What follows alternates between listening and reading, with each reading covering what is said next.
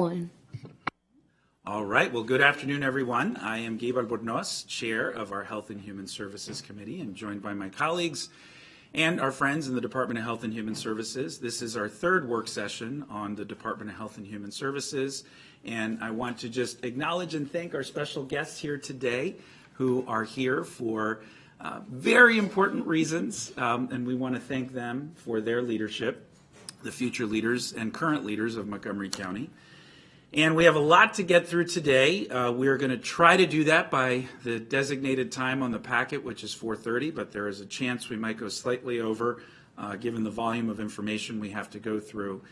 So we will do our best, but we do have one possible makeup session if there are some loose ends that we need to tie up, so we don't have to tie ourselves in knots if we don't get through everything today, but we will try. So thank you all. I want to thank Ms. Clements-Johnson and Ms. McGuire for their continued outstanding work. And they've been keeping a running tab of all the decisions we've made thus far, and we've made many of them, and we will be making many more this afternoon. So with that, Ms. Clements-Johnson, I will turn it over to you to just give us an overview of what we will be discussing today. And then Dr. Bridgers, if you wanted to make any opening comments, we'll go from there. Thank you, Councilmember Albanos. Good afternoon, everyone. We will be discussing the Public Health Services section of the DHHS budget. The executive is recommending an additional increase of $13,357,155 for the Public Health Services section. In the bullets in your packet is detailed the puts and takes that are recommended. We have, as recommended by the committee, we have identified items as high priority, and reductions. As we go through the packet, we'll address all of the items recommended and why we put them at those priority levels. And I will stop right there. Thank you. Dr. Bridgers, Dr. Davis, would you like to make some opening comments? Good afternoon, HHS Chair Albornoz, Councilmember Lutke, and Councilmember Sells. It is a pleasure again to sit before you, and I think this is our third work session. But three areas have been at the forefront of HHS's thought. And then from my seat as the acting director regarding our recruiting and staffing needs, our program planning and implementation strategies, and lastly, our fiscal support needs that we hope the County Council and its various committees will support. Our public health team is assembled today, and we hope to have a very robust conversation this afternoon to answer those tough questions that you've posed in the past, but realistic questions to meet not only the needs of the agency, but the community as well. So I'll stop there, and thank you for the opportunity. Thank you so much. Dr. Davis, do you want to make any comments?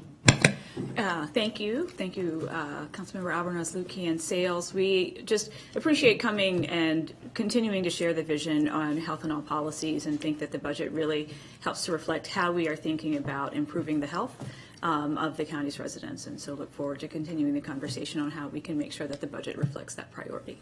Thank you. Dr. Rogers, let's make it 3 for 3. Any opening comments? Good morning. Chris Rogers, Acting Chief Public Health Services, for the record. Thank you again for the opportunity to be here to talk about County Executive's recommended budget and to be answer any of the questions that you all may have as we have taken into consideration feedback from community stakeholders and partners, as well as conversations that we heard from council over the previous year into these recommended decisions. So look forward to answering any questions that you may have and any follow-up conversations as we transition to the fiscal year. We look forward to those as well. Thank you. Thank you, Dr. Rogers. And before we get started directly in the packet, I would like to request a motion, which I can't make myself as chair, but earlier this week I sent a memo, which was a follow-up to a comment I had made in our last HHS committee session, in which I am proposing 2 additional tranches to be considered for the reconciliation list among our colleagues. These tranches would enhance the inflationary adjustment of nonprofit organizations that have contracts with Montgomery County. Many of those, in fact, most of those, are administered by the Department of Health and Human Services and are an extension of the programs and services that either the county does itself or in numerous other instances through these outstanding organizations. And we were able to increase the inflationary rate presented by the county executive last year. He had proposed 6%, the council added 2%. And that actually proved to be helpful as we went through the reconciliation process last year, because understandably, there are many compelling reasons to provide support for individual organizations that have come forward once again making individual requests. And the sad reality is we are not going to be able to provide support for each of those individual organizations. And so what we did last year was we tried to raise all boats by adding a little bit more, which at least did not fully address the needs of some of the requests made by organizations, but put them in a somewhat better position to be able to perform their jobs. And it also extends the message that we support their work and it's tremendously valued.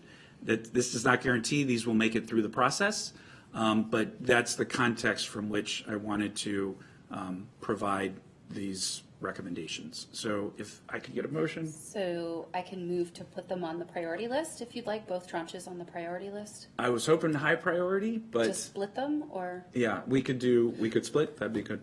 I'd be okay with that. I'm taking the strong suggestion Yeah. from my left. Yes. We'll put tranche 1 on the high priority list and tranche 2 on the priority list. That'd be fine with me. Can I get a second? Second. All right. All right. Any discussion? Councilmember Sales, did you want to make a comment? Are we discussing the full? We'll Yeah, get we're to the just full. on the This is motion. just the Just on first, the- just on the yeah. motion. Yeah. No, I think it's fair, given the county. Thank you, Mr. Chairman. So, given the county executive's recommendation and the uneven increases that have been recommended for certain programs and initiatives for positions, I think it's fair as we deliberate the reconciliation list down the road that we have as many options to fully support the public health and continued support of our communities who are accessing these resources. So thank you, Chairman Albornoz, and I'm glad that my colleague is also in agreement to make these recommendations to the full council. Thank you. I appreciate that. And again, there will be examples today of requests that have been made by individual organizations that we are unlikely going to be able to put on the reconciliation list at all. And so this will put those organizations on even ground with others. Thank you. So that motion carries. Thank you very much. So now we can jump into the packet, Ms. Clemens-Johnson. Okay, thank you. So we will start off with item A, the public health services vacancies. As of March 2023, the service area had 22 vacancies totaling $2.6 million. 8 of the 22 positions have been vacant for more than 1 year. I'll just skip to the last sentence to say that 2 of the CSA positions have been vacant for 4+ years. So staff went through and did a little bit of a deeper analysis for the two positions that have been vacant for 4+ years. One has been vacant for 4 years. One has been vacant for 5 years. The total amount of these positions are $146,000. So council staff just notes that for anything that the committee wants to consider. Thank you. Could we talk a little bit about these as we have the other categories, just get some background and context, particularly the positions that have been vacant for 4 years? That seems...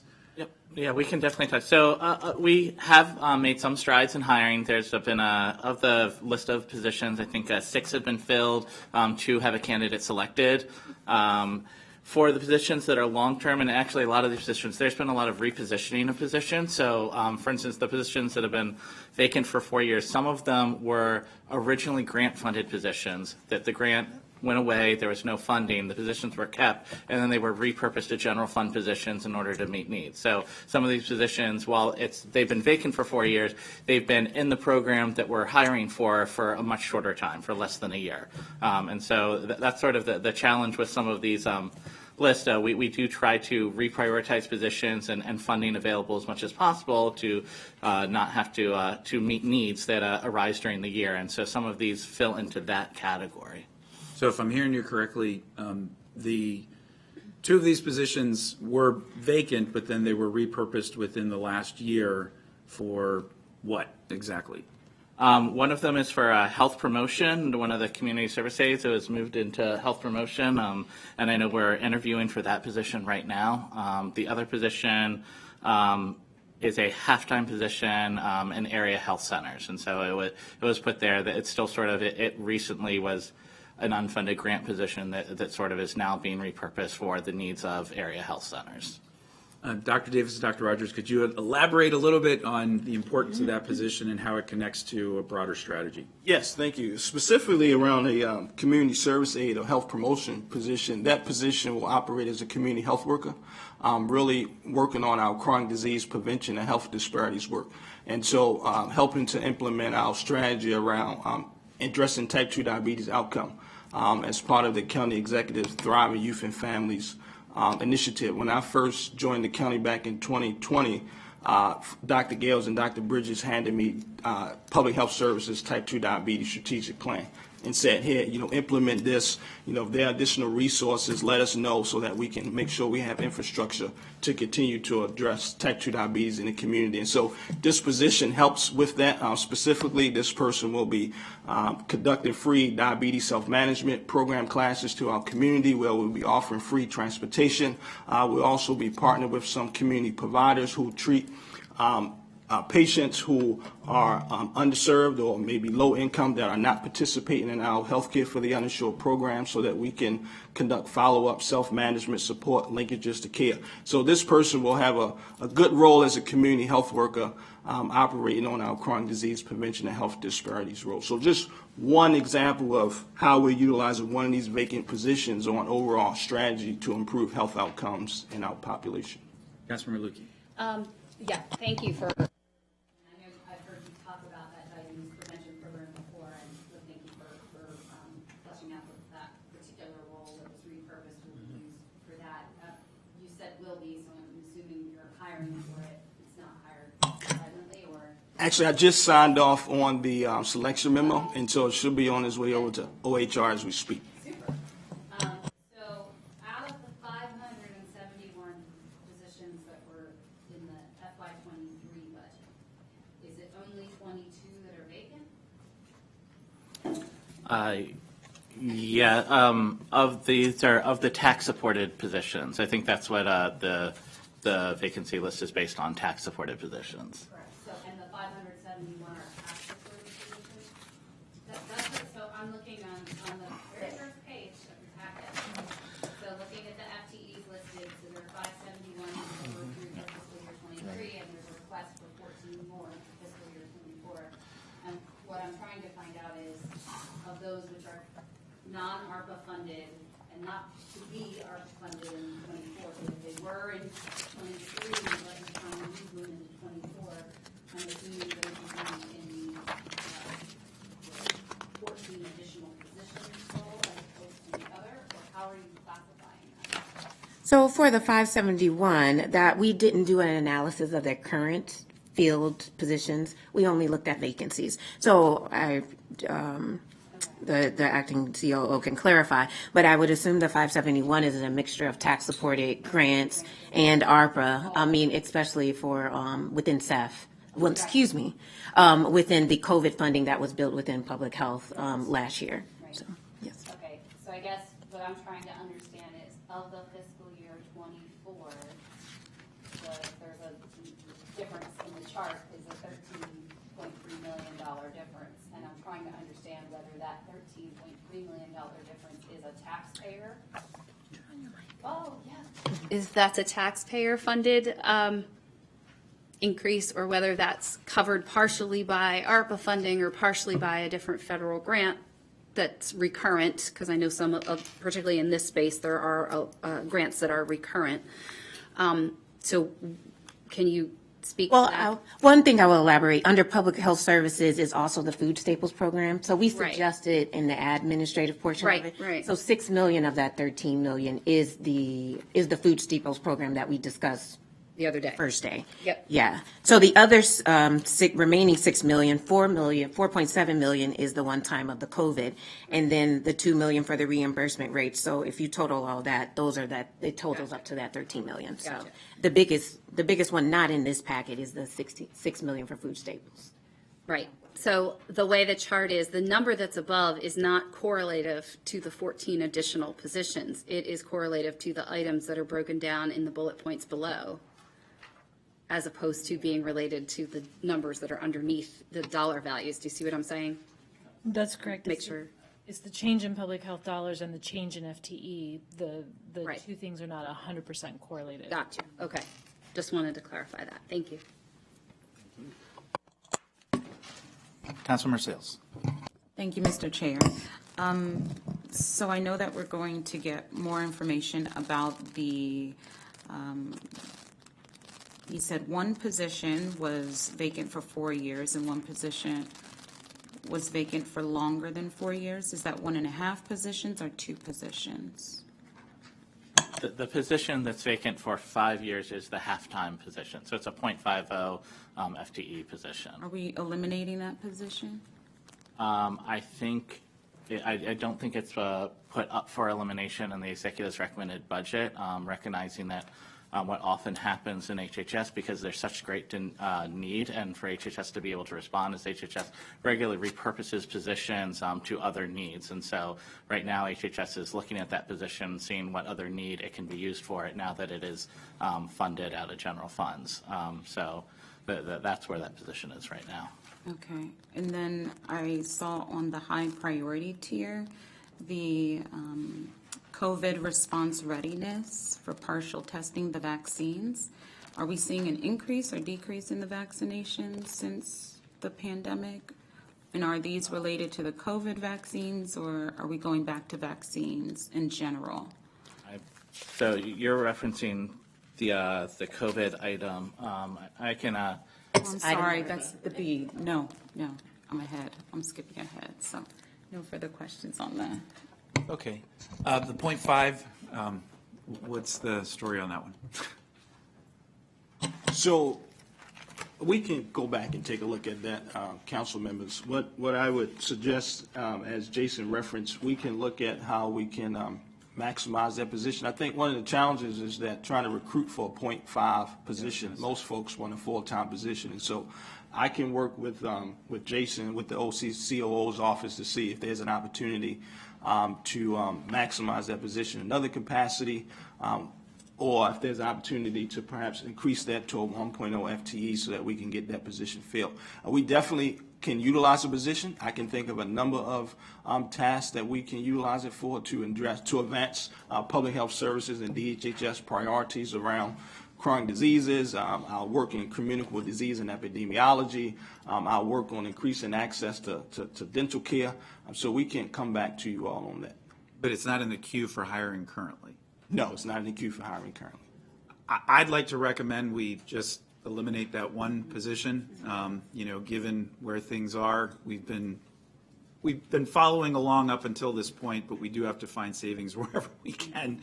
Even though this may not represent a one-for-one savings, if the position's been vacant for 5 years, then I'm not sure that it's necessarily been factored into the budget. But to the degree to which we can lower some of the FTEs, I think it'd be reasonable, and I think in this case, responsible, given the totality of what we're looking at.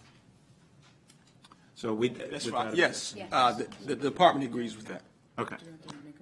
So I think without objection, we'll propose the elimination of the .5 position, which has been vacant for 5 years. Okay.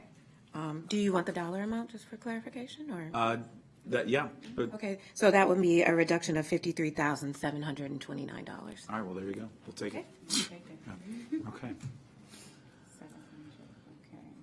All right.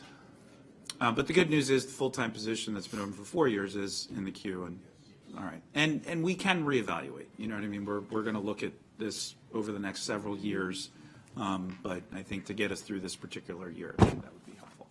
All right, let's keep going. Okay, item B. This is COVID response readiness, a recommendation of $4.7 million to continue the county's response to COVID-19. We know that during the pandemic, we received federal funds, CARES, ARPA, and utilized county general funds to support residents for testing, coordination of services, and vaccinations. So just to skip down to the detail, this budget request is $3.9 million for testing, $300,000 for vaccinations, and surveillance for $430,000. So the council staff recommendation is to place $2 million of the testing funds and the $300,000 for the vaccinations on the reconciliation list as high priority, a total of $2.3 million, and to place the remaining testing funds and the water waste surveillance funding, a total of $1.98 million, on the reconciliation list as priority funding. And we would request a mid-year update on the COVID experience and response needs during that time. So if we could get just an update on where things stand, because obviously we are, the COVID fatigue, we're beyond even the fatigue now, right? So, and just temperature check, where are we with regards to our fight against the virus? Yeah, I can. So we are in a good place on COVID. Last week we saw our first week with no patients in the ICU in any hospital in Montgomery County that with COVID. So yay, that's something to celebrate. And last week we also saw an increase in hospitalizations related to COVID. And so we will continue to see those ebbs and flows. And I think as COVID remains low, one of the things that this county has prided itself on is being able to have that rapid response to COVID and really being a leader in the state and saving lives. And so as fewer people are getting tested, it's more important to wrap up some of those external surveillance opportunities. So things like wastewater surveillance, that when folks aren't necessarily going in to check, we have another way to monitor what the COVID levels are throughout the community. Now with the public health emergency ending, a lot of those supplies that we were able to get for free, we may need to start paying for. So when you look at rapid test kits, they are free through the end of the public health emergency. We have a good stockpile, but come the fall, having that reserve to be able to ramp that up. Same thing with vaccinations. They'll continue to be covered through public and private insurance, but for our uninsured folks, making sure that we have access to be able to cover that cost for the folks who are most at risk and vulnerable. In terms of vaccinations, in that high priority, that $300,000 is less for vaccinations themselves. We still have a good stockpile and still have a way to get through the state, but really around the communications campaign. And so when we're looking especially at our Black and Brown communities and making sure that we are really getting the message out to them around vaccines and the importance of that is really helpful in that respect. Thank you, Dr. Davis. I've got Councilmember Sales followed by Councilmember Lukey. Thank you, Dr. Davis, for the incredible update. This is on the heels of Montgomery County being named the healthiest county in the nation. So I'm glad that we are continuing to set the bar for the rest of the country. So I did want to ask, since this is a one-time funding, about the $4 million, how many vaccinations and rapid test kits do we currently have in supply and storage? Okay. Yes. If you could, I don't know off the top of my head, but I can find out how many we have in stockpile. Okay. Because it's saying that we're going to be spending $4 million on test kits. Is this money specifically allocated just for test kits, or is it just ARPA-related funding? This would be general fund funds. We have, through the last several years, we've been receiving rapid test kits from the state with their use of ARPA funds, I believe, or they're getting FEMA reimbursement for them, but we expect that to go away. So this is to not be using the same amount of test kits as we've been using, but to, I think it lists the sort of three different policies or 3 different areas, some for DOCR and county shelters, which is obviously needed, some for distribution through safety net providers, and then some to do sort of what we've done in the library so far, but for a shorter period of time, maybe during the winter months for 3, I think it lists 12 weeks. So sort of during the winter to have it actually handed out at libraries, but not to continue that year round is sort of what the thought behind the amount of money that is listed there. Yeah, it would be helpful to find out how much we currently have in stock, and the additional Tier 2 priority, what are we doing with wastewater surveillance? Thank you, Councilmember Sales, for that. So we started the wastewater surveillance as a pilot project, and we understood during the time when we had the trifecta, we had RSV, we had respiratory viruses running rampant in the nation, and so we used that vehicle to not only provide education and prevention, but an early warning system. There were 3 counties that attempted to implement this particular strategy: Baltimore City, St. Mary's County, and Montgomery County. We were able to leverage that to not only to look at the PCR-based assays to look at COVID, but we also expanded to the other respiratory illnesses, and we'll continue to do that. The pilot project was very effective, and we're now looking at using it as a demonstration project based on the CDC's guidelines and recommendation.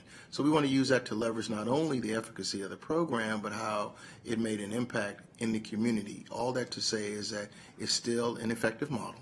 It's a proven model. It's an evaluated model, and we're using this as the county's sentinel surveillance mechanism to detect even when we have wavelets in the summertime or heightened periods where we may see respiratory illnesses or any other illnesses that are in the community. We're able to use that and be able to, Dr. Davis is able to evaluate whether or not we need to deploy other public health mechanisms. Yeah, so this is one-time funding, so what are we anticipating, how are we anticipating to fund this next year? If we're going to continue this, or are we just collecting baseline data? We need to continue to evaluate and whether or not it's making an impact. We wanted to have the system still in place for the fall as opposed to discontinuing it, and we know we needed to have funding for that.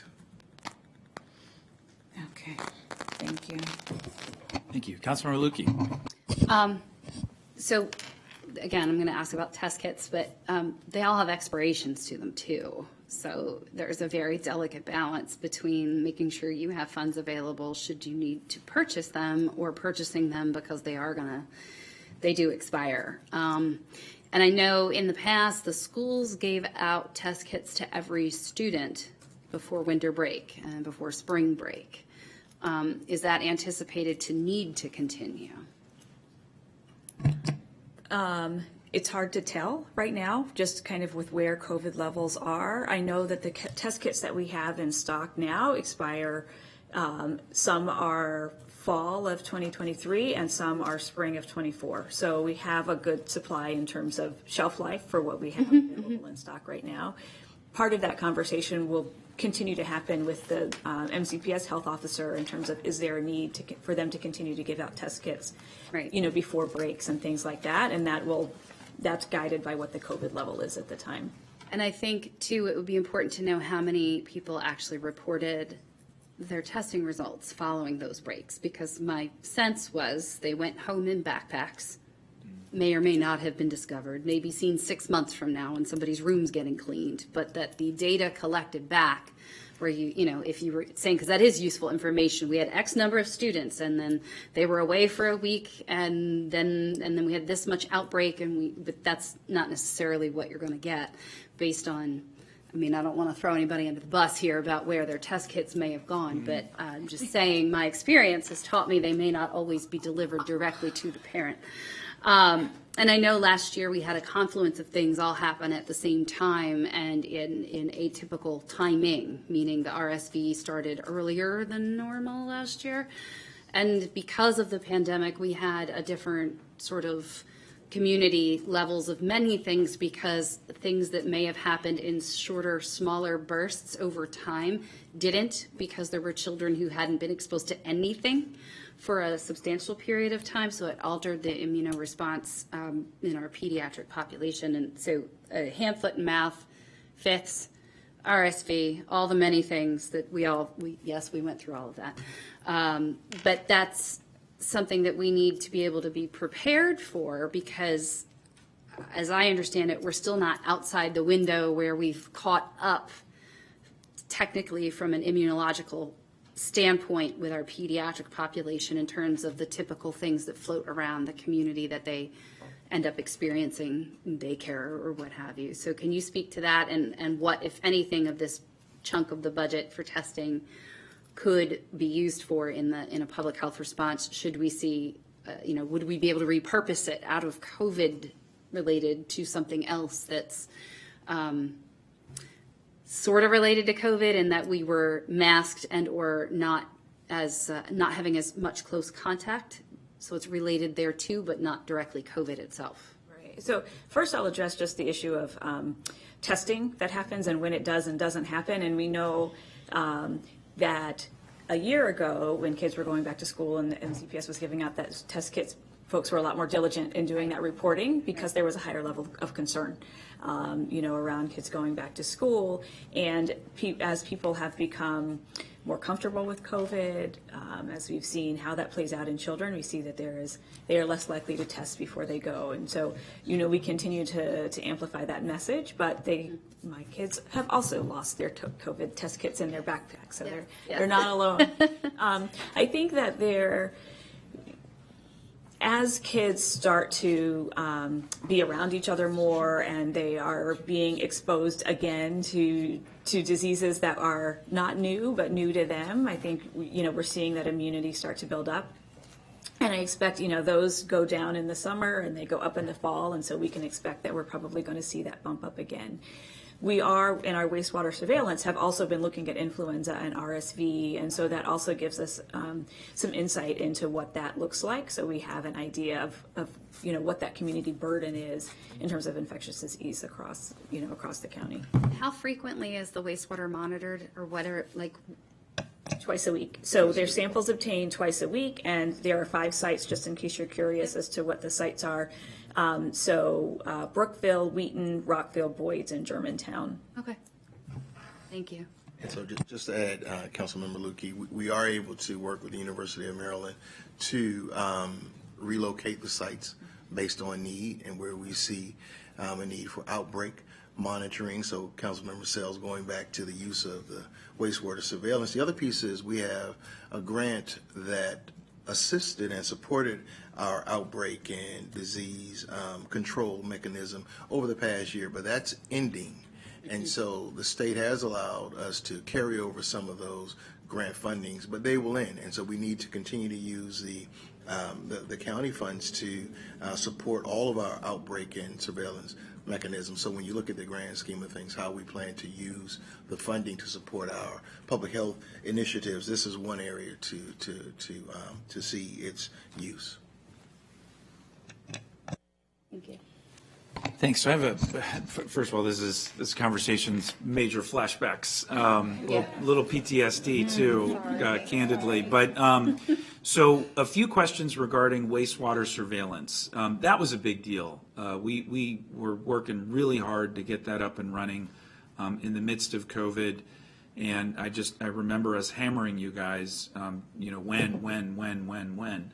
And the good news is it's up and running, but understandably, the numbers are way down. And so I appreciate and respect staff's, recommendation to make this priority versus high priority. But I guess if we could dig a little bit deeper here, is this something we would be able to ramp up again? If I heard you correctly, Dr. Bridgers, we're not just tracking COVID through wastewater evaluation, but we're tracking other potential viruses. Is this a good preventative tool moving forward as a best practice?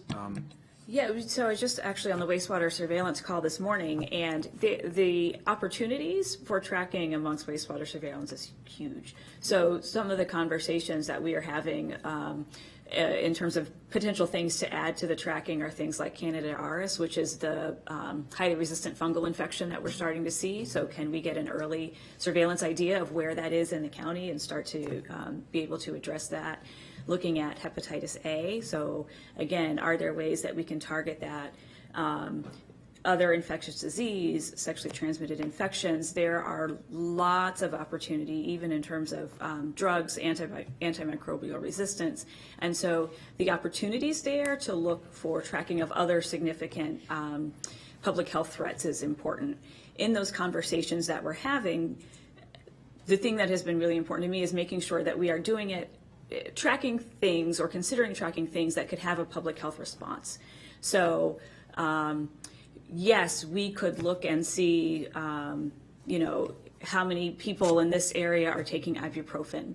That's not a public health response. I'm not going to respond. I'm not going to do anything different for that. Even for, certain disease, if I wanted to track the common cold, while there are things that we could track, is there a public health response that we can mount in response to having this information? Is there a team that I can deploy that's going to make a difference here? And if not, then that invasion of privacy or whatever you want to call it isn't necessary. So really trying to be intentional in taking the time to track things that we can actually respond to.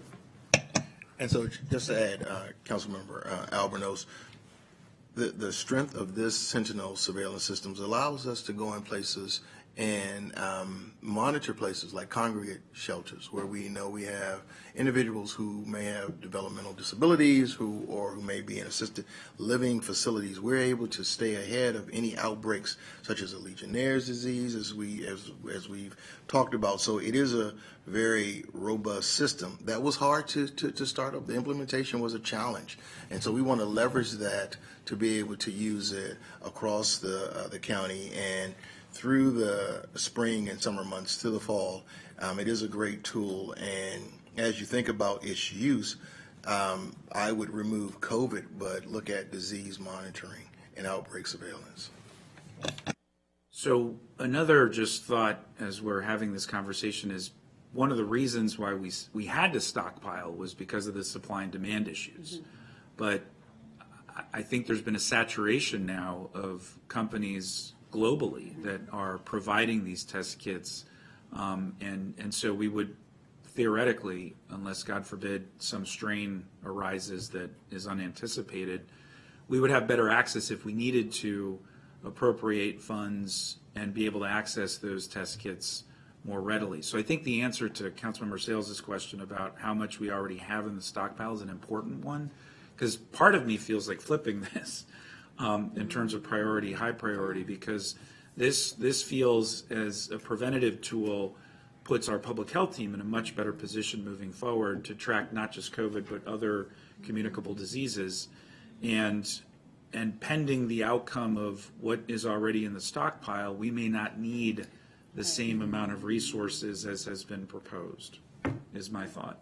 But, Is it possible to make a recommendation for you to Switch the priority. well, not just to switch the priorities, but to say the wastewater surveillance piece should be its own standalone item that is separate from the COVID testing and COVID vaccination. And I think it would be useful for all of us to know what the line item was total for testing, the line item total for vaccination, and then the, So that is the breakout is in your packet on page 5. Oh, okay. And certainly the wastewater surveillance is $430,000. The vaccination support is 300, and then the rapid testing kits are just under 4. And I think, to your point, certainly the committee can order it in any way. And you're right, this conversation has been very helpful. So, I mean, I'm making this number up. Mm-hmm. I'm not lying. But I think the rapid test kit number could be reduced substantially. But the vaccination amount should be left as high priority, and the wastewater surveillance, we should move that from priority to high priority, but we should only put 1 million in rapid test kits as high priority and put the remainder of it in priority. I'm comfortable with that pending the report back of how many we've got in the stockpile. Right. And we'll get you that information. I will just say, I know up until recently, and I don't know if it's still going on, we were getting about $500,000 to $1 million worth of rapid test kits a month from the state. So I don't know, the amount in the budget was not to create a stockpile, it was to continue to do the handouts during the winter months of the rapid test kits and to be able to support the safety net providers. So obviously any reduction would mean we wouldn't be able to do the handouts during the winter months of the test kits, would be the Right. result of it. Understanding that, but also understanding there's a reason the state's not handing out the money anymore too, right? So we're all sort of readjusting and reimagining where we go in the next landscape and want to make sure we have the right tools in the toolkit to deal with what's next. So I think with that objection, we'll go with what Councilmember Lukey just mentioned, which is consistent with our conversation thus far. But we would love to hear, before we get back to full council, what the status is of our stockpile. Councilmember Sales. And the wastewater surveillance is only for the 430,000, not the second tier priority amount. It was only in priority. It was We had combined elements in that. Oh, rapid testing and the surveillance. Oh, okay, So the- all right. yeah. Thank you. So with the recommendation right now, what would be placed in high is 1.73 million to cover surveillance, vaccinations, and 1 million in rapid test kits, and the remaining amount will be a priority Right. That's why I had to go. for testing. Yeah, and when push comes to shove, we learned over the last 2 years, if we need to do a special appropriation, we can do a special appropriation to meet the needs. Yeah. So, all right. Erasers are out, guys. This is good. So let's move on to the next item. Yes. Next item is the mobile health clinic. The recommended amount is $711,891. The mobile health clinic is to provide increased access to health and human services, help alleviate health disparities, and improve health outcomes for hard-to-reach vulnerable populations and community throughout the county. So this funding effort started in FY23 and was funded through ARPA. The initial funding in FY22 was really to purchase the mobile van and also for the staff. There are 5 staff that are dedicated to this program. So for FY24, the executive recommendation is the $711,000.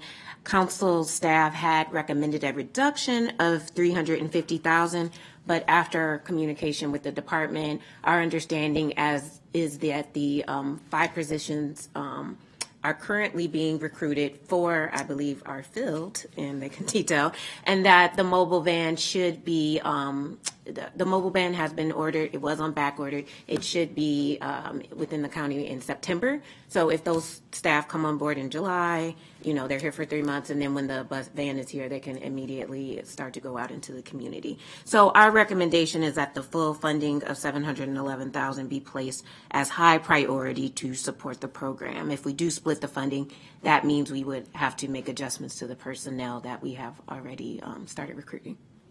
So I'll just say a couple things about this.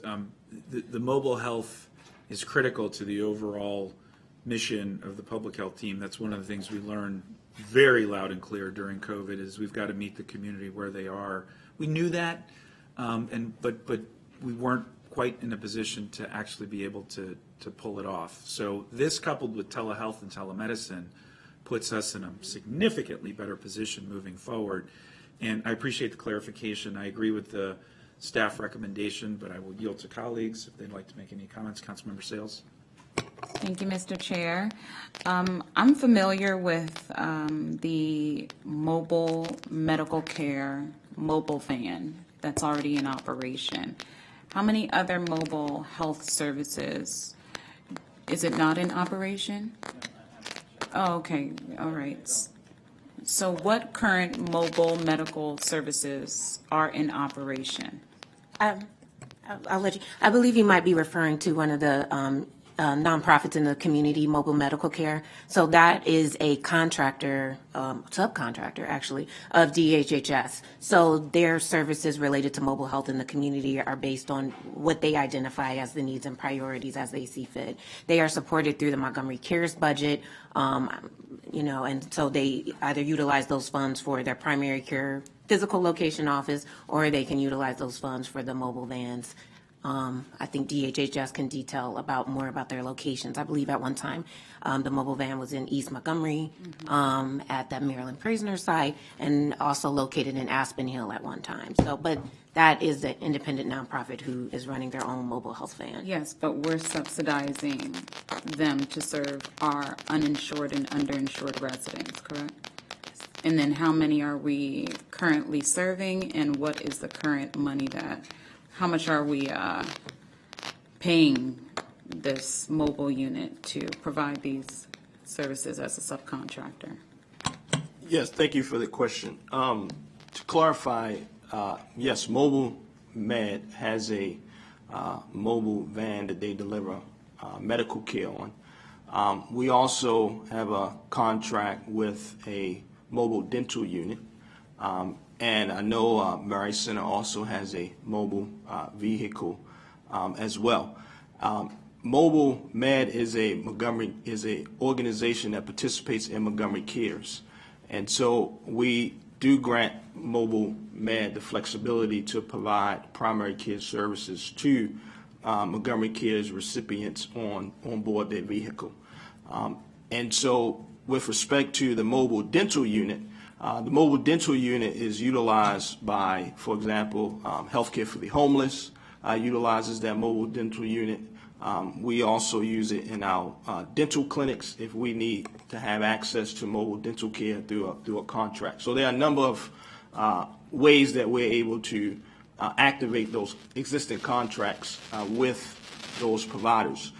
For the mobile health vehicle or mobile health unit for DHS. No, I don't know if you answered how many patients are being served with the current resources and services and programs we have with Mobile Med. Do you know how many people they're serving with their? I would have to get back to you as to how many Montgomery CARES recipients Mobile Med sees.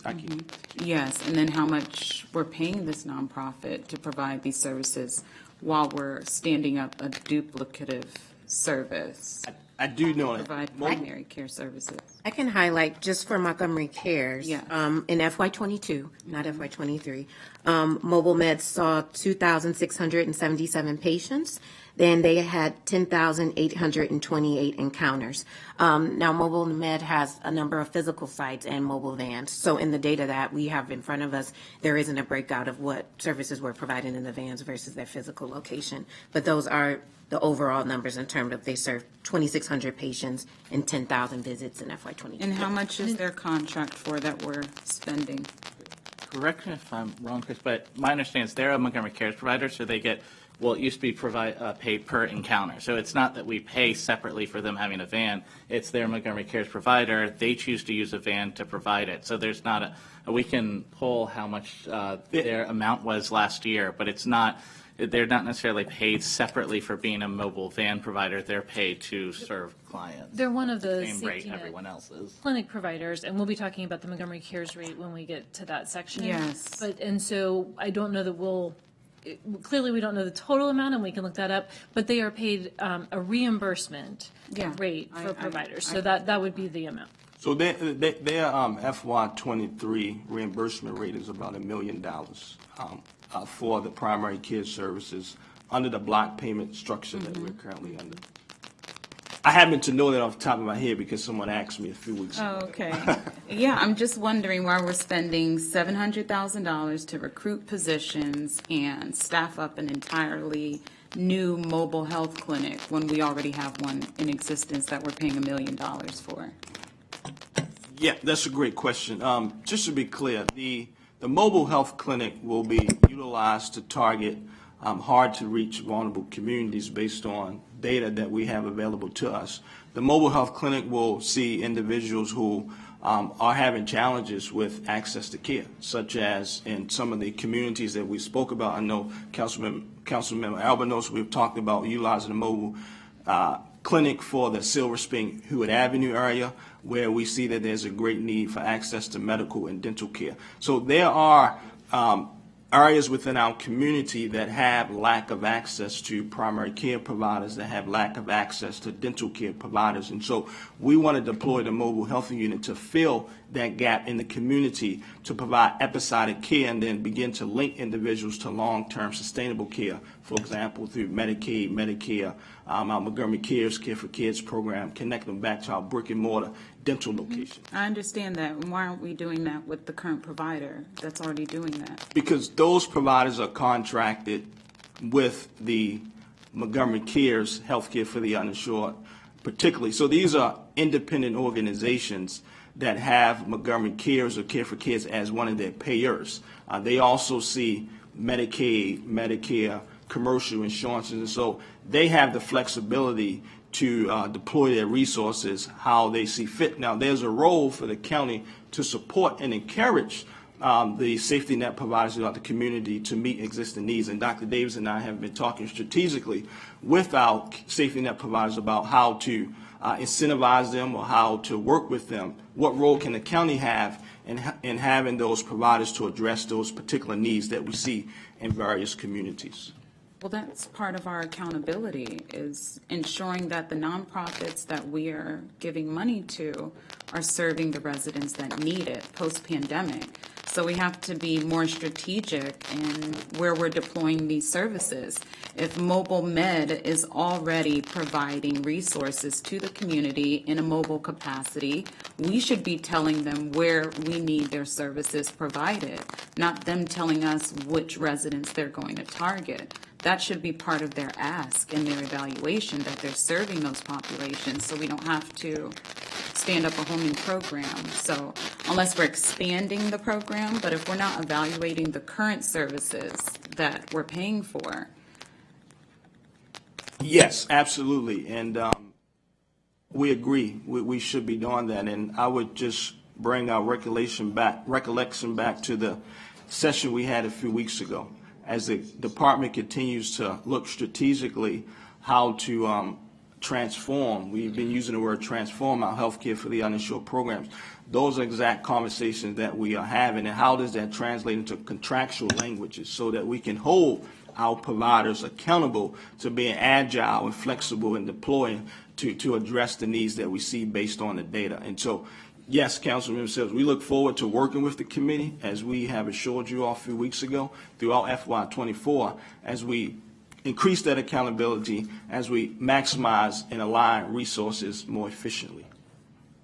I have a suggestion, but I want Councilmember Sales, I was going to say Dr. Sales, Councilmember Sales to, and it's the right line of questions. Dr. Bridges, you were going to say something?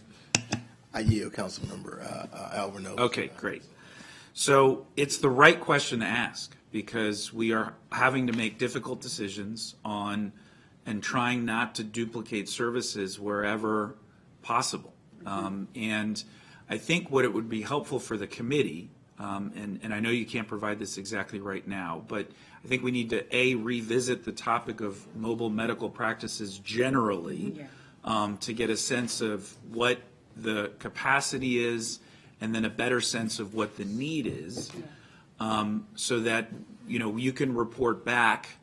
I happen to believe that this request, the need is outpacing the ability of any one or even two or even three providers to be able to meet.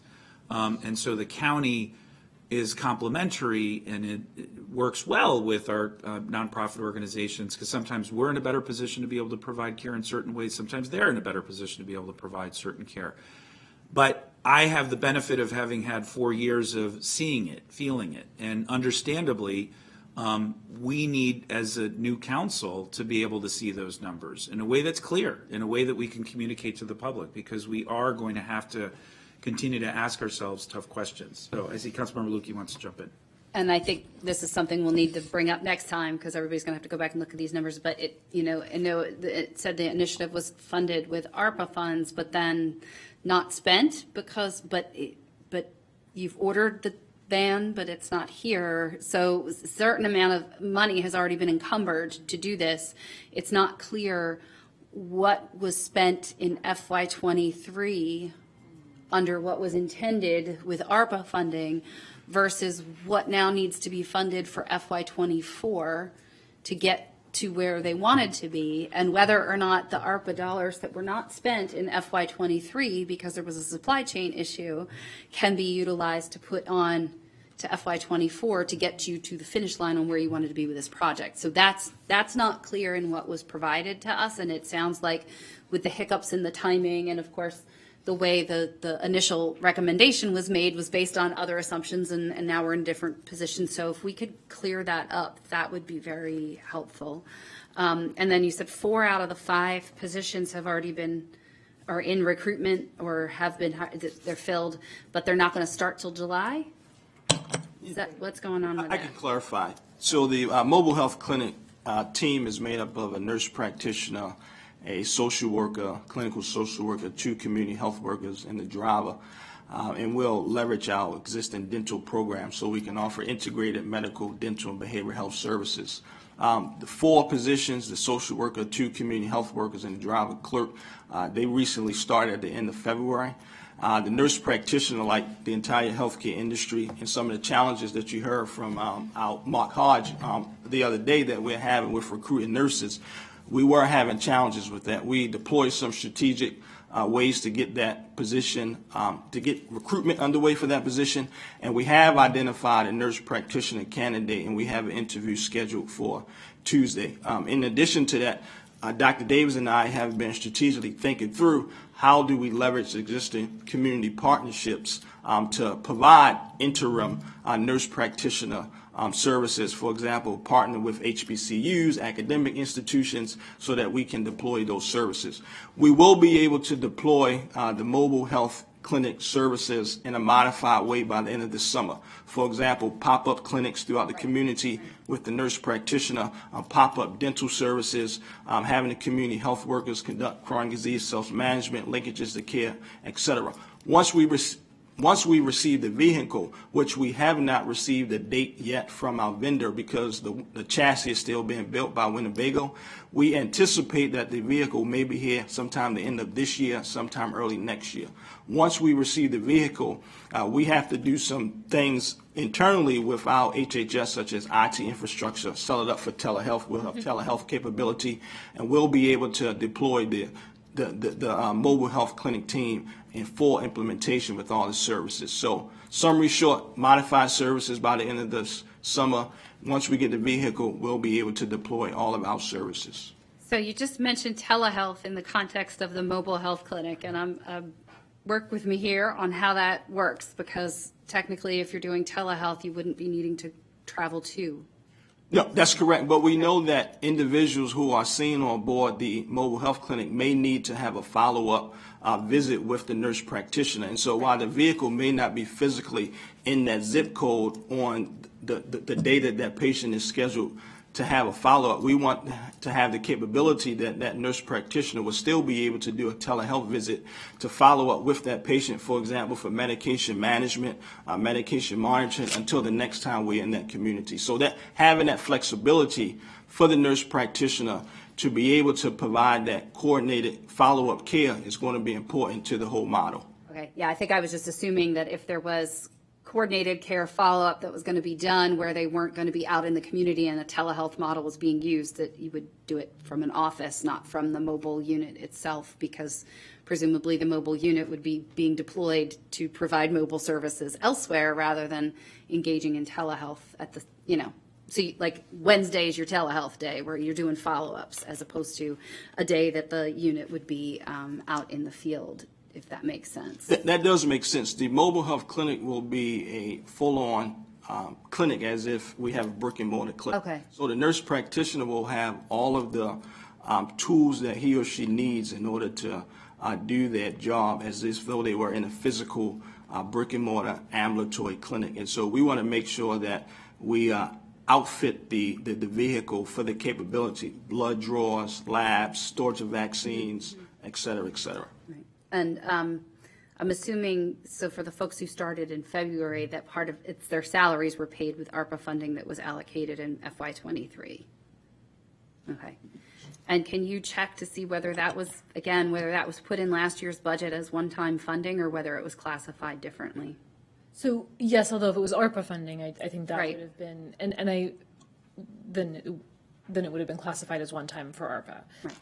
But I do think also, and I don't know if the department's ready to speak about this now or would like to come back, but you were mentioning that some of the ARPA funding had also been used to support contractual services during the Right. year.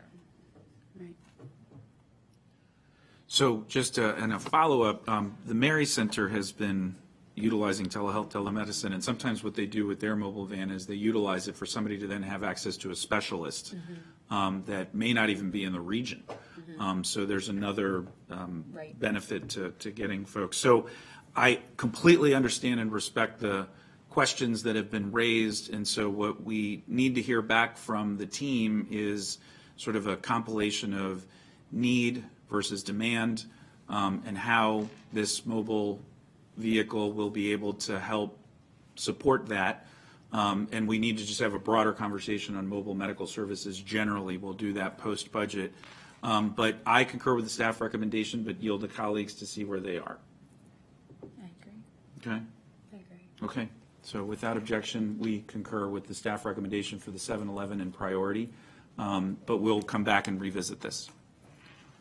Great. Let's keep going. Okay. Next item is the recommendation to support urban farming. So DHHS shared that the $50,000 will be used to establish a community-led urban farm in Wheaton to grow food for hyper local distribution, including donations to nonprofit food distribution partners, using sustainable agricultural practices. The funding will cover partial staffing expenses for a program manager, outreach coordinator, and a farm manager. So preparation for spring planting and recruitment of volunteers will happen during winter of 2023-2024, and the farm will begin operations in spring 2024. So council staff recommendation is to place the $50,000 increase on the reconciliation list as priority. Any questions? Councilmember Sales. I would propose high priority, only because, we just held a meeting with members of the Ag Reserve, the new Food Health Council, and they talked about the infrastructure necessary for maintaining or even creating a local food supply in our county, and the importance of urban farming to track this initiative. And so this will give us really good information moving forward on how this is possible. I think it would be a good pilot program, and we need to ensure that we know where our food's coming from in the long term. So I see it as a high priority. Dr. Bridgers or anybody from the team, would you like to talk about this one?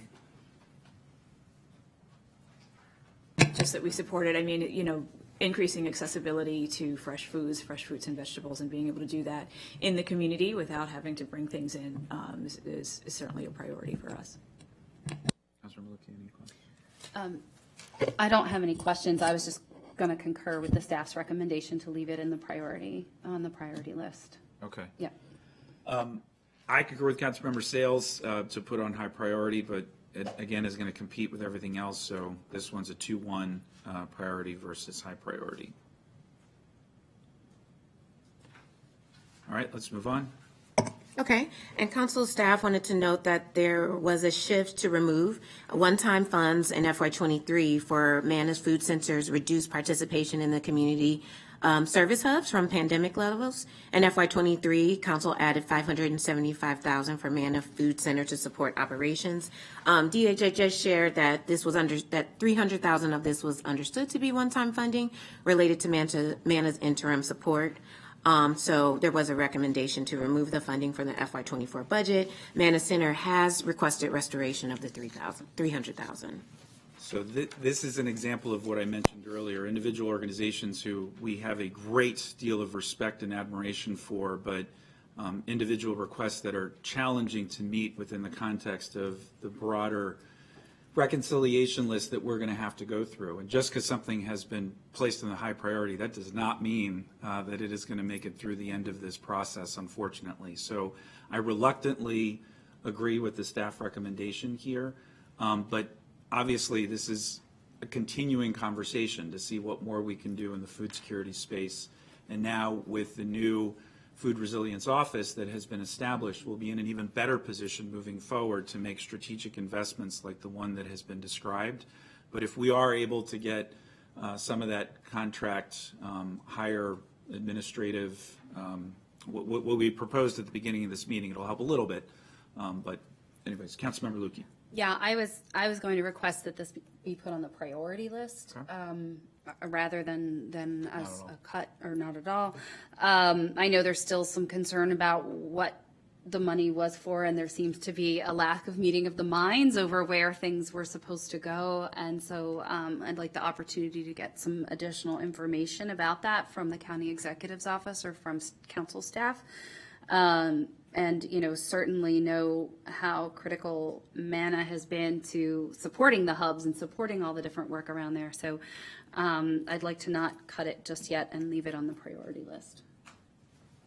Councilmember Sales. I would agree with not cutting the funding and would like to learn more about what this $300,000 will be used for, because of the decreased reliance on MANA. I do believe that the $300,000 requested in or received in 2023 was understood to be one-time funding. But if that's incorrect, and have we learned how MANA plans to use this $300,000 if it is restored? So to be clear, MANA received $575,000 in additional funding from the county. My understanding is they used about $328,000 for ongoing personnel costs, $190,000 for general operational costs, and $57,000 was indirect costs. So it's sort of used for a variety of things. We obviously will get with MANA and get a revised budget, assuming the reduction of $300,000 goes through. So we're not sure exactly how they would divide up that reduction. So I think Councilmember Lukey made a good recommendation. So this keeps the conversation going through the end of this budget process, which is important, even if we are not able to, at the end of this process, meet the request. It will help inform the committee moving forward on how this is connected to the overall food security strategy, and of course we have such respect for MANA. Yeah, and I know we asked about this the other day, like broadly speaking, and I can't remember whether I did it while we were all up here or whether I did it while I was just talking to you separately, requesting information on the range of or assignment of indirect cost rates per contract that HHS has, so that we understand, because one of the ongoing issues I think we all experience and the full council experiences as folks are talking to us, particularly our nonprofit partners, is, you know, they're like, well, we need X dollars for this particular administrative cost, but there's already an indirect cost rate built into the contract. And so somehow over the many years of different relationships and things have happened or adjustments have been made programmatically within the nonprofits where it's almost assumed, if you will, that the county will be adding funding for those things, when really that might not be where we should be. And we certainly need to keep a great eye on that moving forward, and need to take a look at the indirect cost rates too, to see where are they, how do they vary from type of provider to type of provider, how to be more consistent about that across the board, and then how to make sure we're helping you. As I know you're doing all kinds of housekeeping and organizing over there at HHS, but how that we can help be a partner to that in managing that moving forward. And we can provide, I know the average is about 15% from my understanding. I can get you the exact numbers, but it does vary greatly. If there's supported by federal funds, there's a cap of 10% unless they have a specific plan with the federal government. And so there's a lot of nuances into it. We do work with them. We a lot of times encourage them to increase their indirect rate based on what we're seeing from their financials, working with the nonprofit providers. And I just emphasize, whenever we increase the nonprofit inflationary adjustment, because the indirect cost rates is a % of their budget, that does increase their indirect cost rate. So that goes up by the same amount generally. And I'm assuming too, and I don't know if this is, again, part of the way these contracts are written, but that there's something in there that allows for modification if additional requirements are required of the county in its reporting or data management that they then are they are then obligated to provide to the county so the county can meet its obligations to the state or the feds.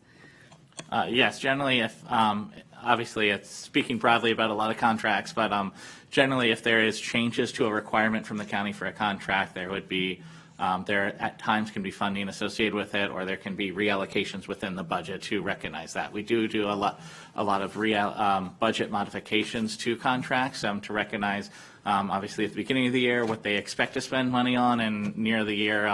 Just based on staff turnover, other changes, we allow generally, we have a process through our compliance team in HHS to sort of review those, ensure that they match with just the contract rules and everything, and then we go through approval process with them. It's frankly one of the things now that I'm acting OCO chief, I get to sign off and approve all of them, so I've learned a lot more lately about them. But there are a lot of them that they go through. So. Now you can just switch your hats every Yep. time you got a new role. Okay. Yep. Thank you. All right, so committee recommendation is to place on the priority list. Yes. Just if we could go back, I did get an answer about test kits that we have in supply. Okay. Oh, great. So we have about 450,000 test kits that are kind of in stockpile, in addition to maybe about another 10,000 that are kind of amongst the libraries. One thing to note that part of that stockpile is not just for your average resident, but it's also for our shelters, Right. for Department of Corrections. We supply test kits for all of them, especially our folks in Department of Corrections. It's a higher risk environment, and so they may be testing on a more frequent basis in terms of this, both for inmates and for staff as they are coming in and trying to keep that protected environment. Another thing to keep in mind, the test kits that we have now work as long as we don't get too many changes in variants such that they don't work. And so also having that flexibility in case we need to change the type of test kits that we're buying. So the funding that was set aside was recognizing, as Jason was mentioning, how much the state had been giving us per month that we aren't, are less able to access, and as well as that flexibility if we were to need to get a different type of test kit because of that. The feds so far have said they don't expect privatization of COVID resources won't happen before the fall. So things should remain free through the summer, but we don't know what happens after that. There's also a lot available in the private sector too, over the counter, that people can access in addition to the county supply. So I think that actually makes me feel better, frankly, about the recommendation that was made by the committee. And as I said, we can turn around a special appropriation in a matter of days, Right. If necessary. So, with the supply chain issues no longer being an issue, I think it's prudent to utilize that funding in some other fashion. Great. Okay, we'll move to the next item, which is item F, under communicable disease and epidemiology. This area under public health is responsible for investigation, management, and control of infectious diseases, namely over 65 that are specified in Maryland law that have to be reported to the state. So this recommendation is $44,000 for a 1 FTE to support the TB monitoring program. So the TB rates in Montgomery County have been steadily declining since 2016. There was a report included in your packet that notes that the Dennis Avenue Clinic has had over 88,000 visits, and they have completed over 1,500 screenings at the correctional facilities and 1,400 screenings with school health services.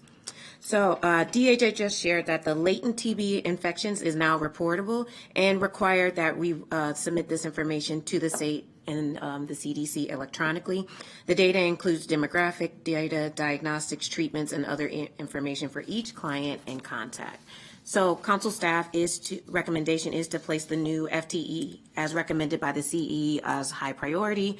The amount of $44,000 reflects a lapse of 6 months. Nope, without objection.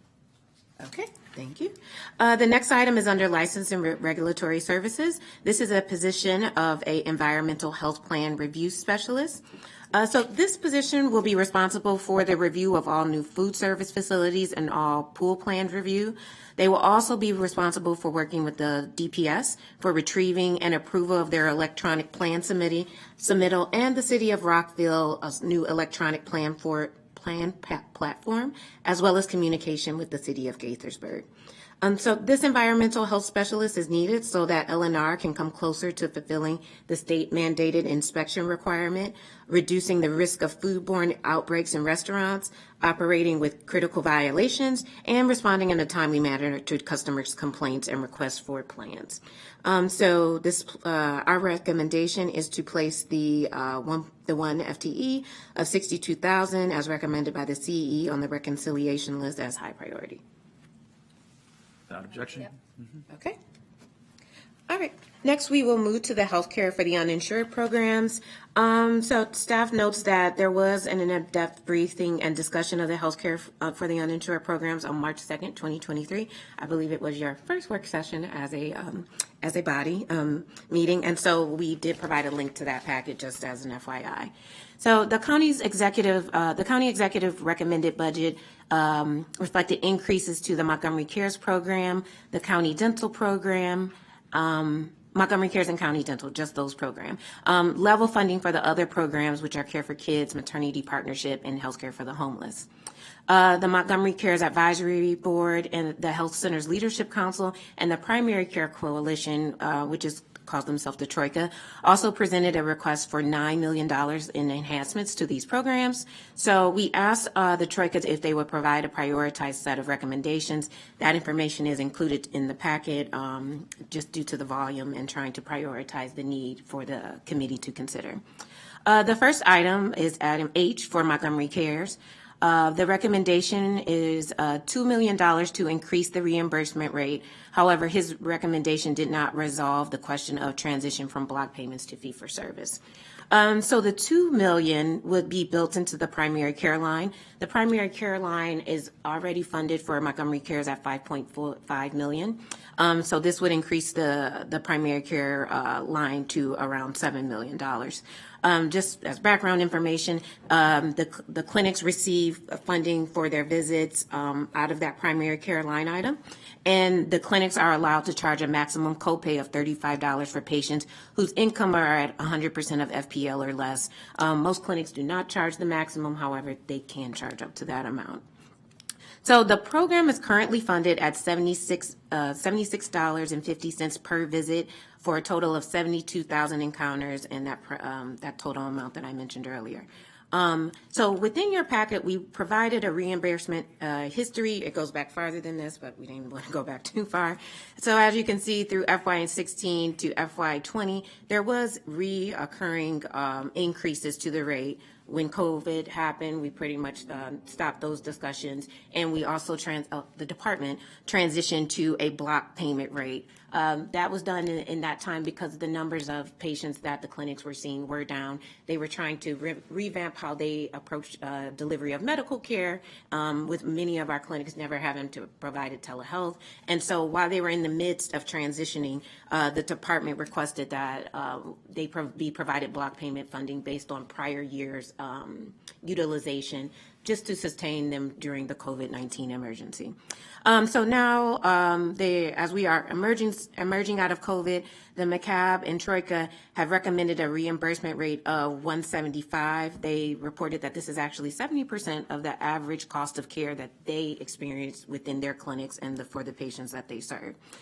They stated that if this rate could not be implemented, they supported adopting a rate between $130 and $150 and to ramp up to $175 the following year. So from this information, council staff is recommending recommending options. We'll say that. So option one is with the CE's recommendation of $2 million. This would increase the rate from $76.50 to $102.15 at $72,000 encounters. Excuse me. So this rate takes into consideration the indirect rate, the money that is paid directly to the Montgomery Cares providers flows through an administrative contractor. So any increases, we do need to just be aware of the indirect rate and how that bodes within the contract. Option 2 would be to support the minimum of what the clinics have recommended, which is a rate of $130 per encounter at the 72,000 encounters. That would be a total increase of $4.1 million or additional $2.1 million on top of what the executive has recommended. So that would, in general, be a 4.1 increase. We did calculate that the indirect and any contract-related expenses that it is related to that.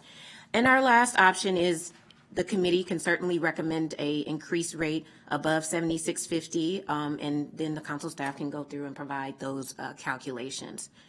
We talked about the block payment structure. We just wanted to make sure that we highlighted that that was a COVID shift. Our recommendation is that the clinics transition back to fee-for-service. We do understand that the department has been having extended conversations with the clinics, with some of the other stakeholders that are very vested in Montgomery Cares and the work that's going on in the community. So we are recommending, based on what McCabe and Troika submitted to County Council, is that they recommended a fee-for-service rate increase. So using that model, the model pre-COVID, going back to that model, is to support them in a fee-for-service manner. So that's why we have laid out the fee-for-service structure here. So we do recommend increasing by the $2 million, and then we establish a rate that the committee is comfortable with recommending. So first, great job explaining that. That was a lot of layers to it. And we so thank Troika, the Primary Care Coalition, all of our incredible community-based organizations that support all that we do. The synergy between both is important. Dr. Rogers, Dr. Davis, I'm going to turn this over to you, and then Councilmember Lukey has some questions and thoughts. But just to make some general comments and to revisit the conversation that we had in committee several months ago, you all agreed in principle that the rate needed to be higher. You discussed the consolidation of the 6 programs that you are undertaking right now. And so I just speaking for myself, I think the staff recommendation makes sense to increase the 2, but I'd like to hear from the public health team about what you have planned, because I also don't want to rush this, even though this is a critical need. There is the opportunity for the county executive, once you've completed your process within the fiscal year, to come back with a special appropriation, which we do regularly, to make adjustments as necessary based on information that's on the ground. But I'd like to give you the opportunity. We all agree that the work is so important, and the reimbursement rate needs to reflect the reality on the ground, or we're really going to put our incredible health clinics in a even more weakened position to be able to carry out their critical functions. So just your thoughts and reflections before turning it to colleagues would be helpful. I can start, and then I'll turn it to Dr. Rogers, who has the really deep ins and outs of the program. Just as a general statement, when we think about fee-for-service versus value-based care, I think we all are trying to get to a place where we are getting more value out of the care that we're providing. Fee-for-service really just incentivizes seeing patients and isn't necessarily tied to outcomes. And that being said, the transition from fee-for-service to value-based care doesn't happen overnight, and we want to make sure that we are doing it right and putting structures in place that provide the additional support that's needed to be able to do the care management and follow-up for patients that has to happen to make that payment structure successful. And so this is really the path that I think that we need to do to get there, to get to a better payment reimbursement system. When we look at the reimbursement rates, I mean, $76, they're losing money every patient that they see, especially now that many of our Montgomery Care clinics are now accepting Medicaid. The reimbursement rate on a Medicaid patient, you're looking at $140 to $180 a patient, and we want them to want to see our Montgomery Cares patients, and we don't want that to be cost prohibitive. And so starting to bring those rates more in line with what they're getting from even just our public insurers. And so, $102 a visit is better than 76, it's probably not enough. And so, as we move them along in that continuum, I think we want to start moving up that chain. But I'll defer to Dr. Rogers to kind of get into the nitty gritty. And I would just add that, I had an opportunity to go sit with about 7 of the 10 clinics, and, I'm confident to say that the care that they deliver to our Montgomery Cares recipients is the same quality and standard of care that a Medicaid recipient will receive. Even though that the reimbursement rate is not on par, we feel confident that they are going above and beyond what we contractually require of them. And so, as a county, we as the department executive branch, we believe that this is the right step to do, as to begin to make them whole for the care that they are delivering. Because, as Dr. Davis stated, in order to shift the conversation towards value-based care, being able to control costs, being able to manage populations more holistically, the conversation the point that the clinics continue to bring me back to is, $76.50. If we want to talk strategically about how to improve the overall system, let's get the primary care reimbursement rate conversation under control, and then we can begin to do that transition. And so we support that. We support that notion. We know that the financial underpinnings of a community health center is critical to the overall operations. Now, as historically we all know that the Montgomery Cares program was never designed to pay on par with what Medicaid pays. But my understanding is that there was a commitment to 70% of the Medicaid rate. And so this is a step in that direction in order for the county to keep that word. And as Dr. Davis mentioned, as you see from the county executive's recommendation, given the physical constraints, we support that. I would also say that the block payment structure versus the fee for service, the department, there are 2 key considerations that we are looking at before we return back to fee for service. One is the lifting of the COVID-19 pandemic state of emergency. We know that that's happening. And then 2 is really based on what Ms. Clemens Johnson stated. The reason for the block payment structure was to ensure that the clinics were financially stable throughout the COVID-19 pandemic as their encounters dropped. We all can agree that the healthcare encounters across the nation will take years to rebound. And so we're not waiting for pre-pandemic levels. But what we want to ensure is that we see a steady trend in encounters. And we are seeing the steady trend in encounters. And so the department does plan to revert back to fee-for-service. We will give the clinics ample time, at least a quarter notice, before we transition back to fee-for-service. More importantly, a block payment structure is what we consider kind of that second tier, third tier when we talk about a value-based care alternative payment methodology.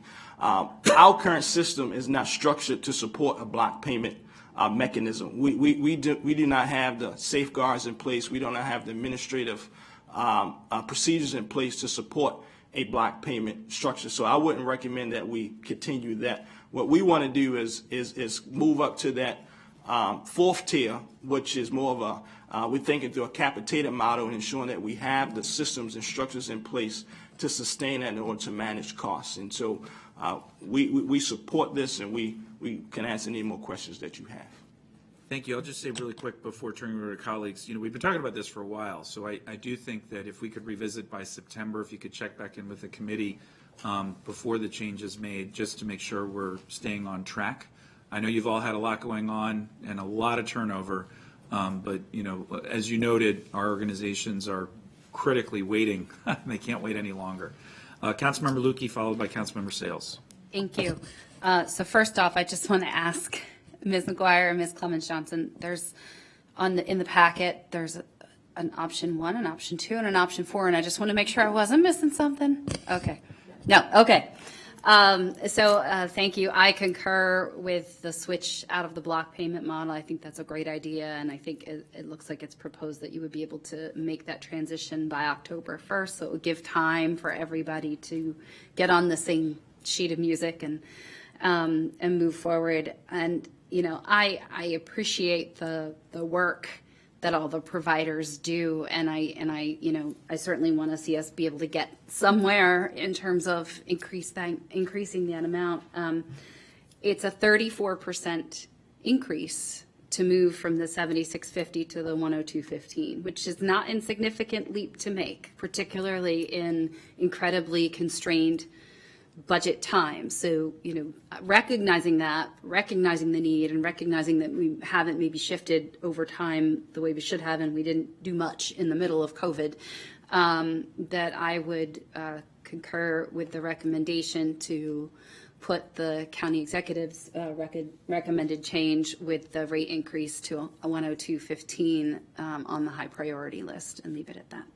So, thank you. Councilmember Sales. Thank you, Mr. Chair. I too concur with my colleague. I also wanted to highlight, I believe it's 30,000 that was that part of the 2 million, the 30,000 for behavioral health?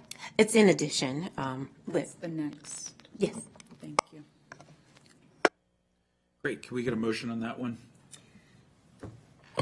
Mr. Chair, I'd like to move to place the county executive's recommended allocation for $2 million additional funding on the high priority list.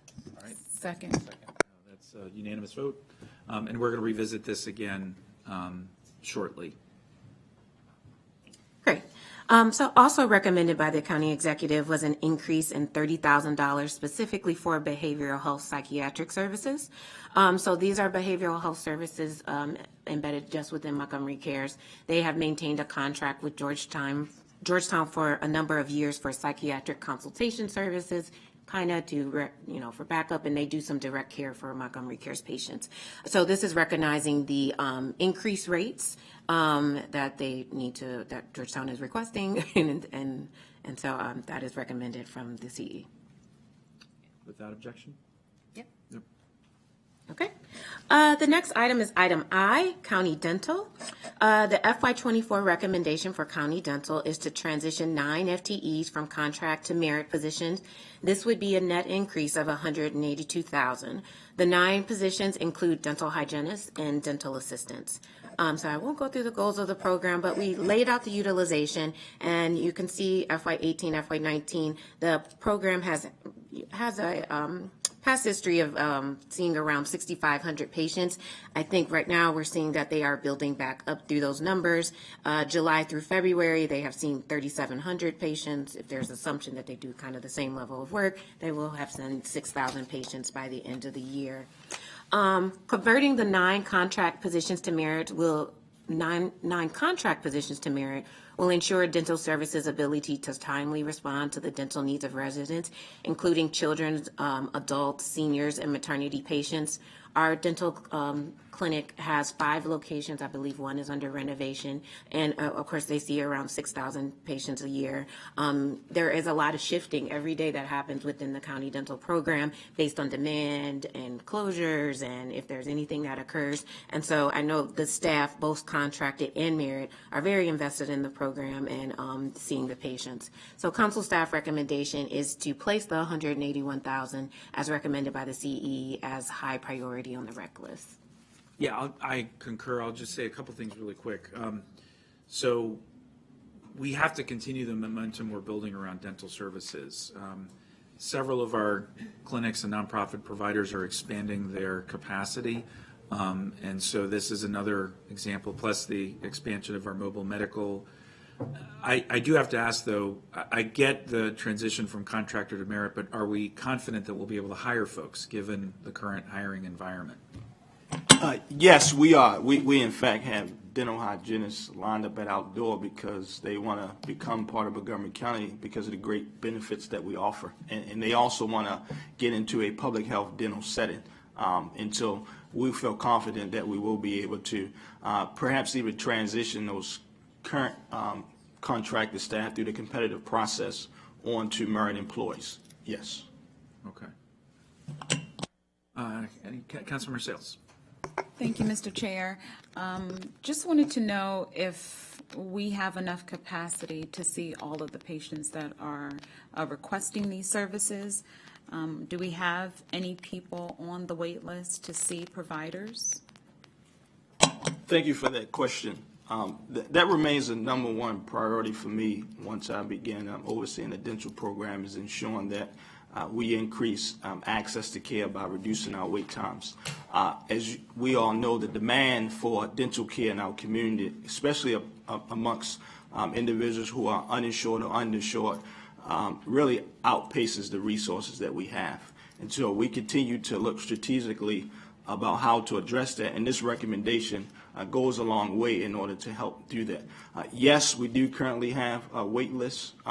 We are currently scheduling dental cleanings into July because we are booked.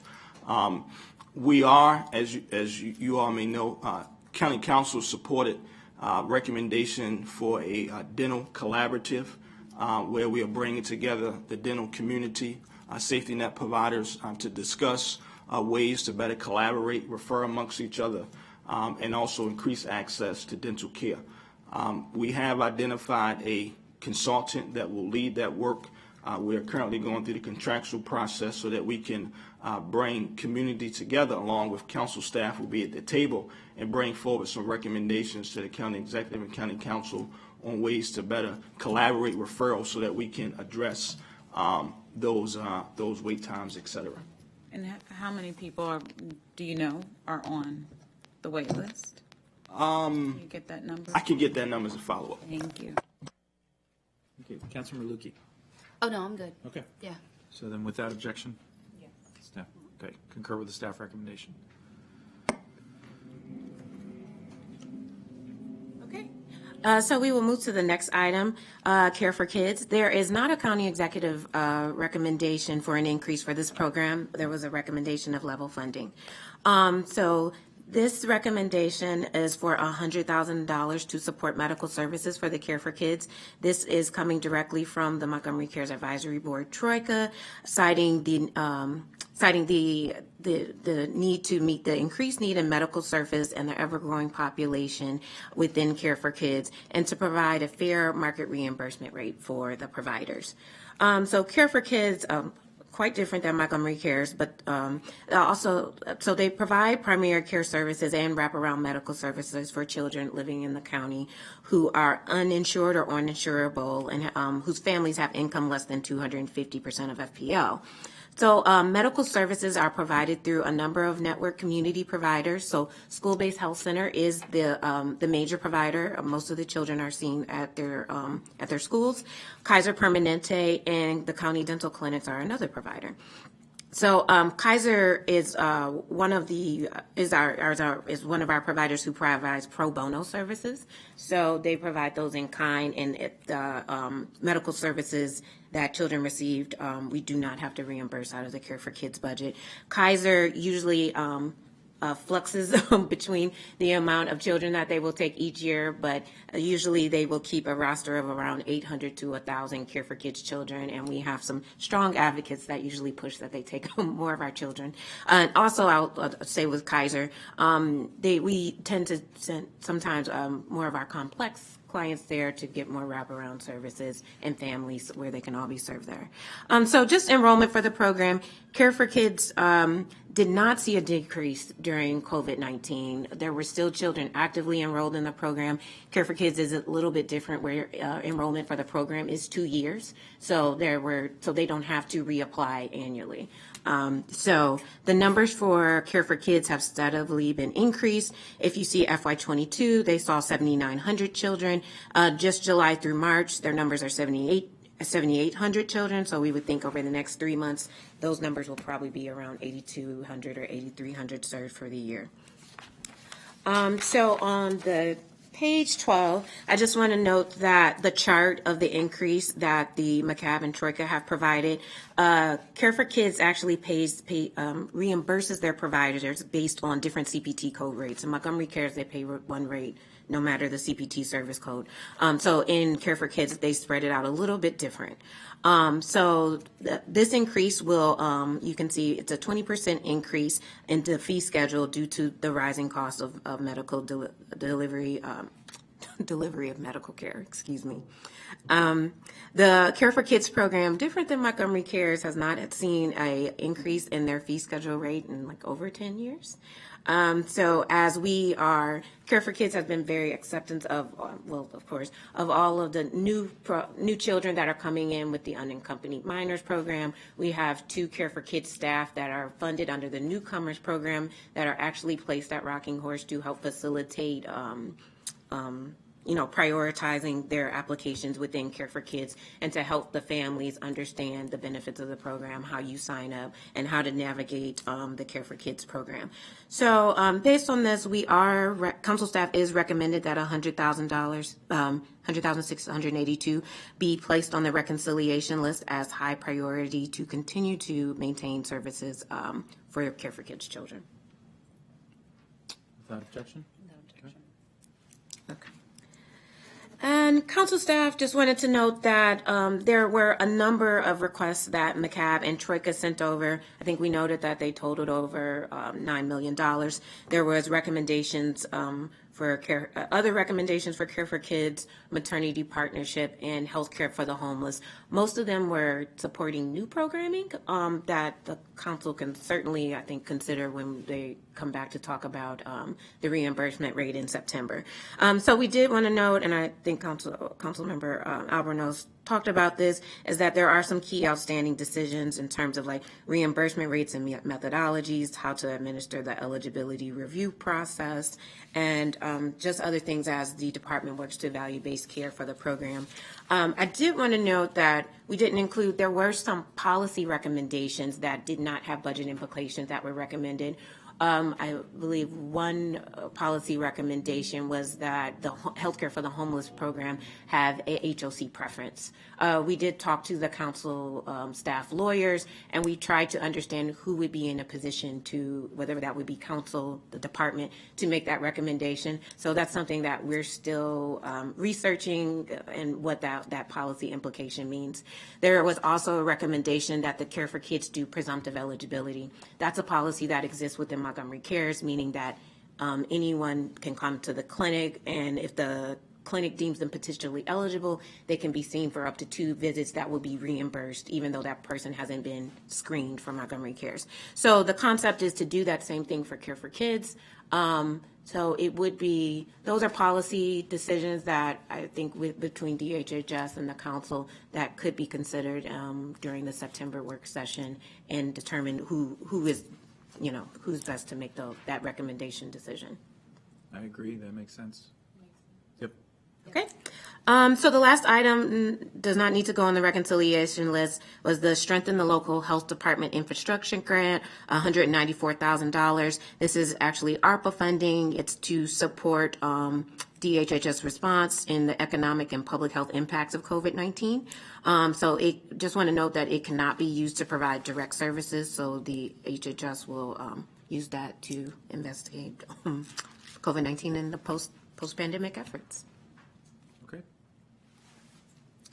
And that is the last item for public health services. Great. So let's take a 5-minute break because I got to go down and use the restroom, and we will come right back.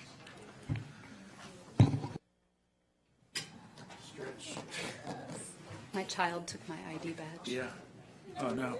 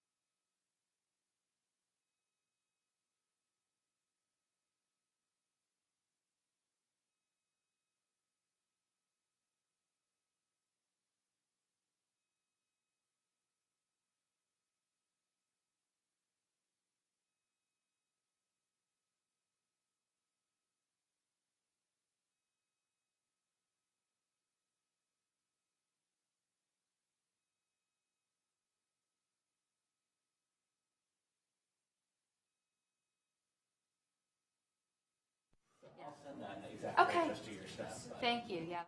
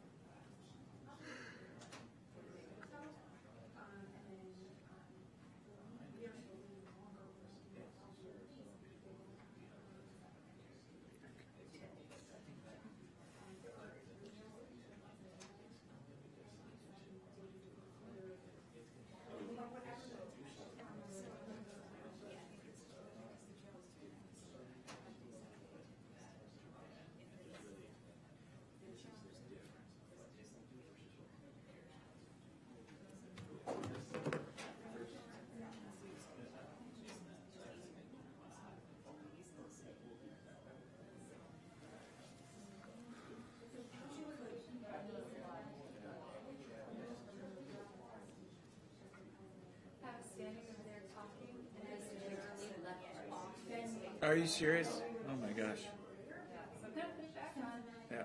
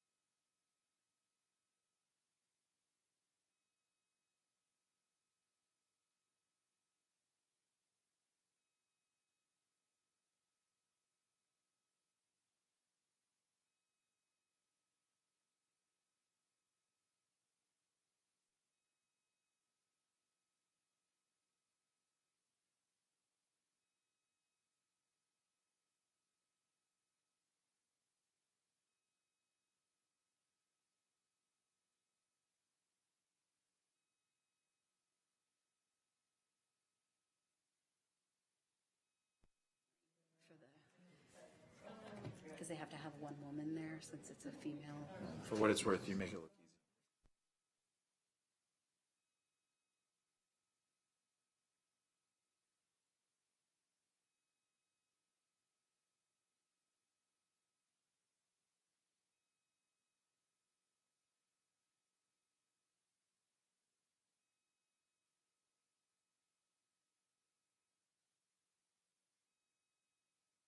The old Blair.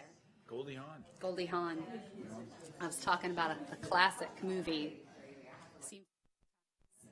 Did you ever see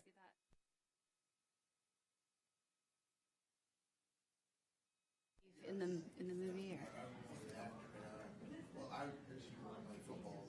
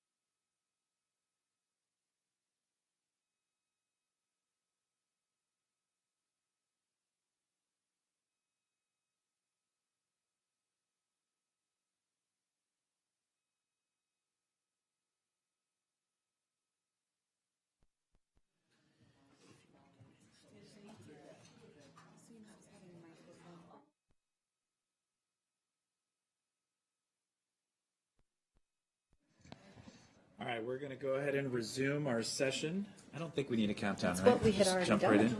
Yeah, okay. So we move to the next item on the agenda, which is Office of Community Affairs, which for those watching at home is page 14 in the packet, correct? I think that's right, yep. So let's turn it over to Ms. Clemens Johnson and Ms. McGuire to walk us through this packet. Thank you. So we will start with the Office of Community Affairs, which is embedded within the administration portion of DHHS, but we separate them out to talk more directly about the programs just in the Office of Community Affairs, which are the minority health initiatives. So the executive has made recommendations for the 3 health initiatives totaling $2.5 million. The first one that we'll be discussing is the Asian American Health Initiative. The CE has recommended $775,000 increase for AHI to support the Healthy Communities Fund grant and the Asian American Center of Excellence microgrants. Details of the fundings are in the chart. As you can see, the breakout. There's $670,000 recommended for Healthy Communities, and for the microgrants, $30,000 increase, and also an administrative cost grant increase of $75,000. So I won't read through the details, but I'll just call attention in your packet. In FY23, AHI for the Healthy Communities Fund was increased by $1.2 million. AHI awarded $830,000 in grants to 10 CBOs and FBOs participating in activities benefiting the Asian communities in the county. And then for FY24, this increase will take the Healthy Communities Fund to $1.5 million. The grants are expected to serve a total of 2,500 unduplicated individuals and 35,000 duplicated individuals. And then for the micro grants, the recommendation was $30,000. In FY23, they provided 10 organizations micro grants totaling $71,000. They were for the purchase of equipment, professional development, and consultation services where needed. In total, AHI received 17 applications requesting over $190,000 in funding. So for FY24, they would like to increase the micro grant funding to $100,000 to support more community partners. And their goal with this is having strong nonprofit providers that can reach the diverse AAPI communities, can serve more isolated and marginalized members. So council staff supports the recommendation and has identified it as high priority for the reconciliation list. Thank you. I'll just say a few comments. First, just generally speaking, continue to just be so impressed and so appreciative of our minority health initiatives and program. I think it's a national model. I don't know that any other county in the state does it, certainly doesn't do it quite this way. And what these extraordinary leaders have been able to accomplish, especially during COVID, was life-changing and life-saving. And starting with our Asian American Health Initiative, I was blown away by the way that they were able to bring their community together to so thoughtfully provide the resources to organizations who otherwise may not have been on the county's radar screen. And it did exactly what it was intended to do. And they were able to do this in a manner that was highly professional and very impressive administratively, with a lot of support from HHS, I know, but a lot on their own. And so it was a very successful model. And they were on the front lines, especially under the previous presidential administration, during the awful and toxic rhetoric which persists today. And so I just want to extend my appreciation to Dr. Nguyen and the entire committee for their continued leadership. I concur with the staff recommendation here. I'll yield to colleagues if they have any other questions or comments. No? Councilman, I was just gonna say that a lot of the great public health work and banding together that happened during COVID could not have happened without these different communities stepping up to advocate for their communities and to make sure that their communities' needs were being addressed. And it's been a tense time for all, and we're still going to be dealing with that for a long time to come. So the fact that they have these networks in place is critically important to the overall health of our community, not just somatic health, but our social, emotional health and well-being as well. Thank you. Councilmember Sales. I'll just quickly reiterate, we're in the midst of Minority Health Month. We recognize these incredible organizations who have taken on these huge responsibilities during the pandemic and beyond. And so we want to continue to support them to provide the culturally competent care that we know their populations deserve. And so really proud, as Chairman Albornoz stated, that this is a model program and we need to ensure that they have the resources they need to continue. So I concur. Fabulous. So without objection, then, we concur with the staff recommendation. Yep. Next item. Okay. Next item is the African American Health Program. For FY24, the CE is recommending a $800,000 increase for AHP, starting a new program for medication therapy management, expanded health education and wellness, and support for the current SMILE program, starting more infants living equally. The detailed request is available at Circle 48. As you can see, the budget is the budget breaks down the three programs that they are that funding is recommended for. The first is the medication therapy management. That program is to address medication adherence and polypharmacy via medication therapy management, as well as cognitive decline among aging and disabled populations. So this service will equip caregivers to recognize early signs of Alzheimer's and other memory loss conditions, as well as educate them on ways to improve and maintain cognitive function. And medication therapy is something I think DHHS has employed within other programs within HHS. I just wanted to acknowledge that there is some history and a thoughtful approach to adopting this new program specifically within AHP. For health and education and wellness, $550K is recommended.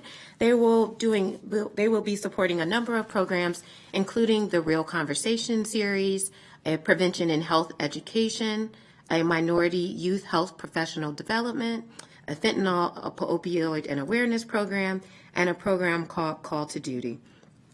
And the last program is SMILE. They are requesting $100,000 for program and supports. This will just provide additional funding for breast pumps, cribs, car seats, and program materials for clients' outreach and other equipment and supplies. And so council staff is recommending to place this item as high priority on the reconciliation list.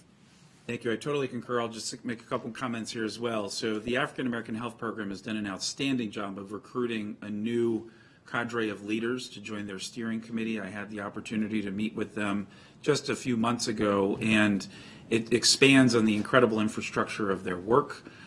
They have also led through innovation, and their annual health summit is a can't miss, which last year was held on the campus of Germantown and Montgomery College. So really express our deepest appreciation to them as well. And I think without objection, we will concur with that staff recommendation. Okay. Our next item is the Latino Health Initiative. The county executive is recommending a $952,000 increase for LHI to mainly support the Encuentros program. So the Encuentros program is focused on providing mental health support. It provides a non-clinical emotional support groups. They find them to be highly effective in helping them to develop strategies to manage high levels of emotional distress. And participants with more complex needs are referred to licensed clinicians. The current demand for the program is very high, and it's currently at capacity. To help meet the capacity demands, the program will do the following. So the FY24 will support moving from the current sessions. They are able to support 384 sessions to 600 sessions. So this will increase the number of residents served from 768 to 1,200. And this is estimating a 12 participants per group. So the LHI has went through and detailed the increases. They did note that the total cost does not include the cost of the coaching sessions. So they are incorporating that as part of the program, but not requesting funding for that part of things. And then there is $120,000 requested to expand the health promoters outreach. So Recently, the LHI program received a State of Maryland accreditation as a certified community health worker training site. So this accreditation allows LHI to scale up the implementation of its expanded health promoters program and become a school for health promoters in the county, where co-hosts of health promoters can receive training and build skills to effectively reach residents and increase positive health outcomes for the community. So this funding will support an additional 20 health promoters. This group and groups of 5 health promoters will be assigned 4 days a week to conduct scale-up information and education and navigation activities in the county. And this would reflect an additional 1,000 outreach activities over 12 months. And there's also a request for contract staff to transition to merit. I believe that is 2 positions. So the total recommendation before us is $952,000 for the health promoters and the Encuentros program. There's not enough to say. During COVID, the Por Nuestra Salud y Bienestar initiative, which was founded by LHI and then expanded so wonderfully by our African American Health Program and Asian American Health Initiative, won an Emmy for their work. And so this is the next phase. This is a continuation of that extraordinary effort, and I think puts the entire county in a better position from a public health standpoint moving forward. So I certainly concur with the staff recommendation. Yep, without objection. All right. And our last item is the discussion of the Black Physicians Health Network, which is also under the Office of Community Affairs. The county executive has recommended level funding for BPHN, which is $2.5 million for FY24. The BPHN provider and community is requesting an additional $1 million to the budget, increasing the total amount for FY24 to $3.5 million. That $1 million would help support health and dental visits for uninsured Black residents who are pending health insurances, emergency funds for Black insured residents who request support with co-pays and or high deductible costs due to financial hardship, and emergency and tailored mental health appointments for Black residents who receive services from a Black mental health professional. We included the funding below just so you could see the FY23 total funding and FY24 recommended amount. So the Black Physicians Network initially started in FY21, with federal funding to support COVID-19 testing, vaccinations, distribution of COVID-19 kits, and resource navigation for Black residents in the county. In January 2022, they shifted their model from a COVID-focused priorities to assisting Black residents with referrals and coordination for for primary care, dental care, and mental health providers who are culturally and linguistically competent in the county. So their model included payment of co-pays and fees for services by providing reimbursement directly to the providers for services as needed to minimize the cost burden for those Black residents. So with this model, the Black Physicians Healthcare Network reports that 66% of the residents receiving services and support have private or public insurance. 34% of the BPHN services are provided for residents who are uninsured. So BPHN's request is to maintain the reimbursement model of medical services to help reduce the burden of co-pays, high deductibles, and health care debts that interfere with resident scheduling and maintaining appointments. So council staff wants to note that we appreciate the BPH model, that it is innovative, and that it has helped ease the burden for county residents. However, council staff notes that it is unusual for county funds to provide direct financial assistance, co-payments, or cost sharing for residents who have health care insurance.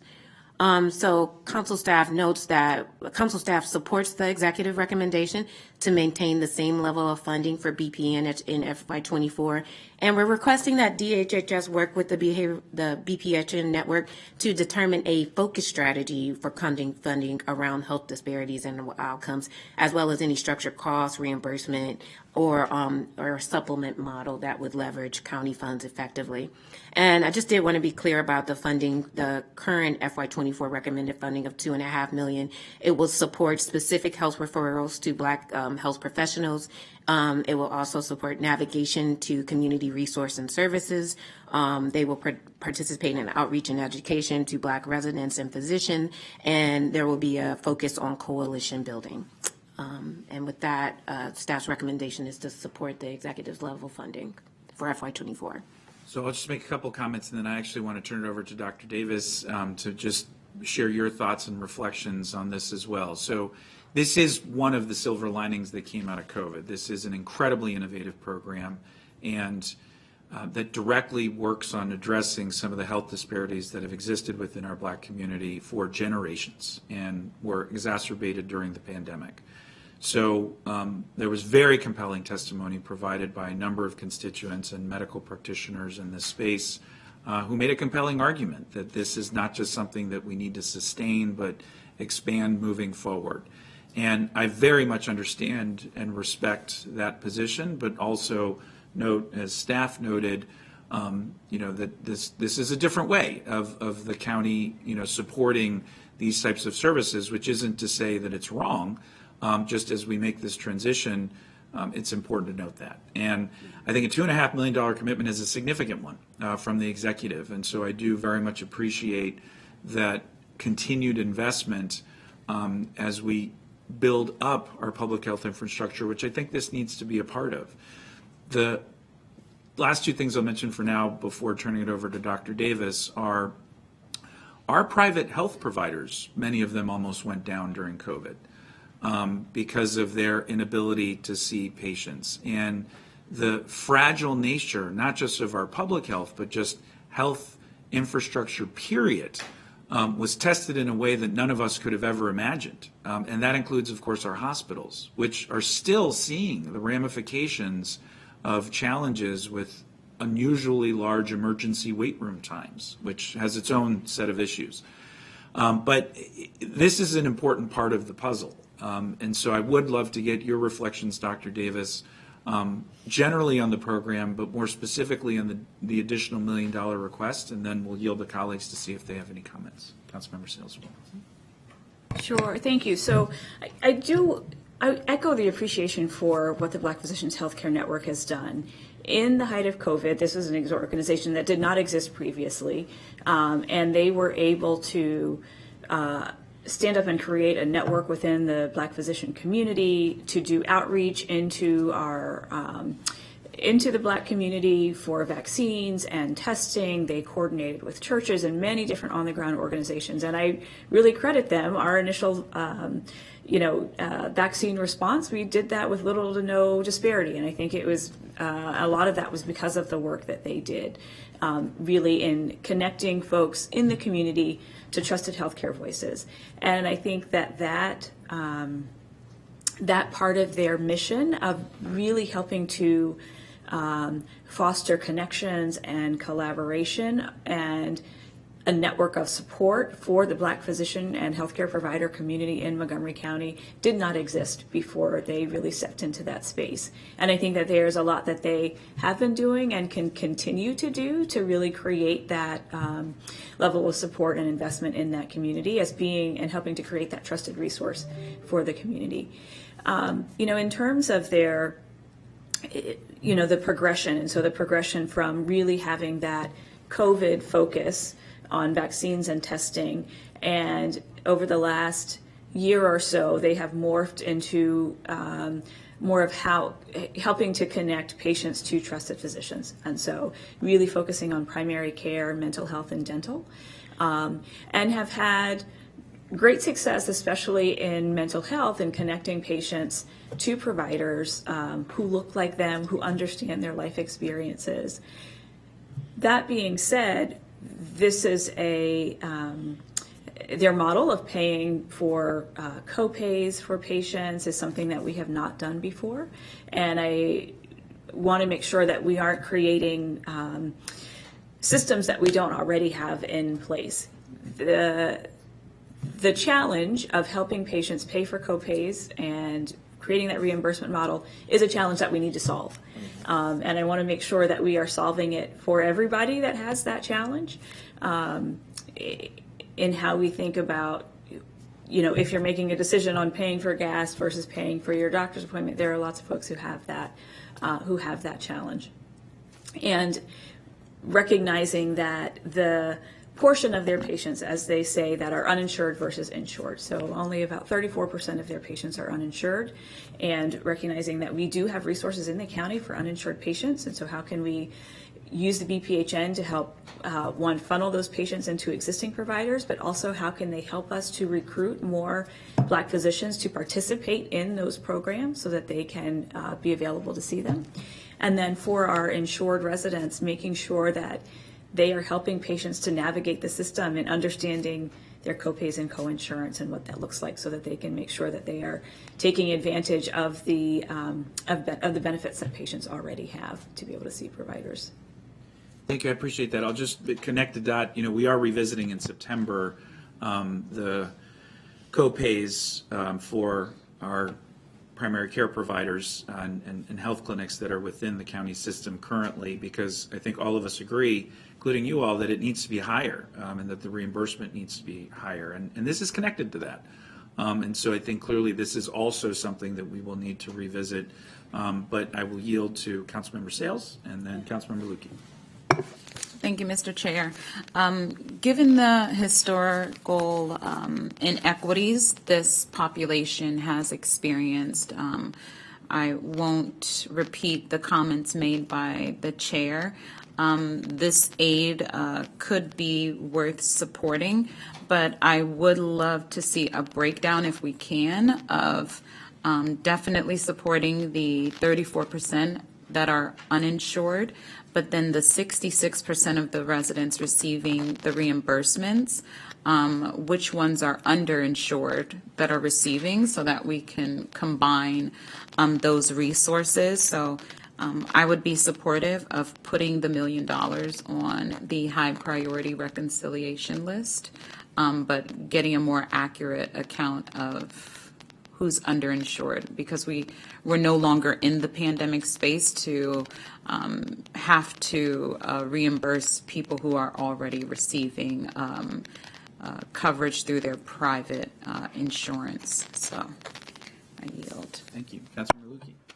Yeah, I was going to recommend putting the 1 million on the priority list. And I definitely see the value in a lot of the work that they have done, and particularly coming in during the pandemic time to assist. And a lot of the patient navigation kind of services they provide are very useful. Where I balk at it is the use of taxpayer dollars for paying for people who have health insurance as co-pays without us having the ability to directly set the criteria, or for you as a department to set the criteria by which that would be done. So without that mechanism in place, that gives me some discomfort, especially again, as we're transitioning out of COVID era type, we're filling in the gaps. Somebody's lost a job. You haven't gotten your paycheck yet. You haven't gotten your unemployment insurance benefits check. All the many things that we're going sideways. We're in a different space, but we do need to think about those people who are underinsured or who have such high deductibles and then find themselves in an emergency medical situation where things have really gotten off kilter, that we do want to be able to provide assistance, but we need to know what that looks like. And we don't collectively know what that looks like under this, and it's left solely to the discretion of another entity that's using taxpayer dollars to do it. So for that reason, I would recommend, I concur with the recommendation of keeping the funding level for FY24, but I would put the $1 million only on the priority list.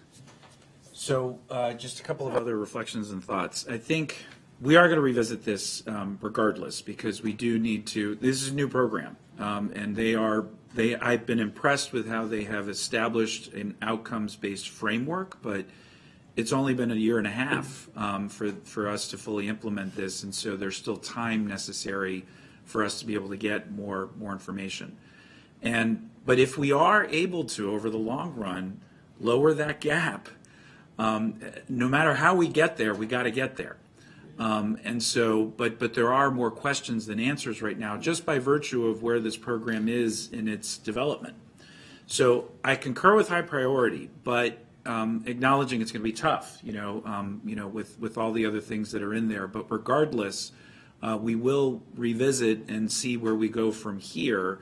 But the $2.5 million, clearly we're all unanimous on that being high priority, which will move this forward into the next phase. So that doesn't need to be high priority, correct? Because it's a level funding from FY23. So But wasn't that ARPA or? No. No, great, then that's good. So it's just the million. Yeah, FY22, they were funded in ARPA around. Right. Nice, so that's not even on the reconciliation. Just the 1 list. million, So- where it goes on Okay, the good. reconciliation. Which is a big thing to all the millions watching at home, Yes. who I know are watching this intently. That's a big deal. So we will put $1 million to one high priority, but we all have the same sentiment here. And we will be revisiting this, and we should be doing on a parallel track with the previous conversation that we had. All right, is that it for that one? All right, cool. So, and is that it? Well, Okay, I have a question. yes. Because the last bullet item, Yes. note packet, says Health and Human Services follow-up if needed. And so I did have a follow-up question. Great. Which, whether it's for today or whether it's for next week. But we did talk last week about splitting the $6 million recommended funding for the food staples program, and we broke it out into 3 and 3, high priority for 3, priority for 3, and that DHHS was going to come back and give us some additional feedback on what that program looks like and how that works out if it's the 3 million. But we're getting a lot of questions from the different providers about what the net effect of this would be and whether they're going to be included in the FY24 food staples program, because they're trying to do their budgeting and they're trying to get themselves straight for next year. So there's all these question marks up in the air, and just wanted to know what your current plan was for communicating out to those different organizations, the time frame, what the landscape is looking like, because if they're coming to individual council members' offices, we're not really the ones who are in the position to best inform them of that. So could I don't know if you're prepared to answer that today, or if you want to wait till May 4th. Yeah, we can get back to you somewhat on that. I will say we will essentially, we contract mainly with Capital Area Food Bank for these funds, Right. and then they will distribute it based on the amount of money we have. Obviously, this year, we have $18 million of funds, is that right? $12 million of funds this year. So the $6 million next year already is a reduction in half of the amount of funds that we're providing. So there could be expected to be a decrease in amount of funds available. If it's reduced to $3 million, it would be a further reduction in the amount of funds provided. So it'll be, we will work, I'll reach out to Patrick Campbell, who leads, who is involved in that program a lot, to just check on some of the details. But Yeah. I believe it's sort of we don't contract directly with those individual people. We contract Right. with Capital Area Food Bank, who obviously uses their support and their buying power to make the most of those funding available. Yeah. And if I- Yeah. Go ahead. Sorry. I just would add too that last year, so while 12 million, well, I guess it's still current year in FY23, 12 million is the total dollar amount that's been appropriated, but it was 4 million was what was included in last year's budget, and then the council passed a supplemental for 8 million. And so I think that was part of the rationale, was to say, like, as we move through the year, you know, how do we see the needs, and as Jason was referencing, you know, how do we see the other community networks stepping up and participating, you know, in the ways that they do. So that, I think, was part of the rationale, understanding that, Yeah. again, certainly it continues to be a fluid space. Yes, just trying to find a way to say what can we best in a standardized fashion give back to those who are feeling antsy about this issue right now, understanding that things are still in flux and that there is uncertainty. You know, regardless of what we do, there's other uncertainties out there that affect this outcome. So We'll follow up on that. thank you. I don't know that we need a session to discuss that exclusively. So if you can follow up in writing with something to the whole committee, because it's an important point totally that we can then provide talking points. But to our incredible staff, have we covered everything? Do you think we need to come back on May 4th? Initially, the committee had indicated an interest in reviewing the reconciliation list as a whole after you completed your work. I think we feel that we've gone through everything, but we were planning, if the committee is interested in doing that, to come back and revisit the reconciliation list again in context. If the committee doesn't feel that that's necessary, you're not obligated to do it, but that was the original intent. I'm not sure that it is. I think that we have had, at the outset, because of the sheer volume of items on the reconciliation list, I wanted to leave that open as an option. But I think we have had robust discussion within every line item. So I think we're okay. I think we're okay. Okay, then we will conclude here. Yep. All right, great. Well, that concludes the HHF specific committee sessions, but we still have a couple more joint sessions coming up. So thank you all very much. With that, we are adjourned. Just going to say we weren't going to have a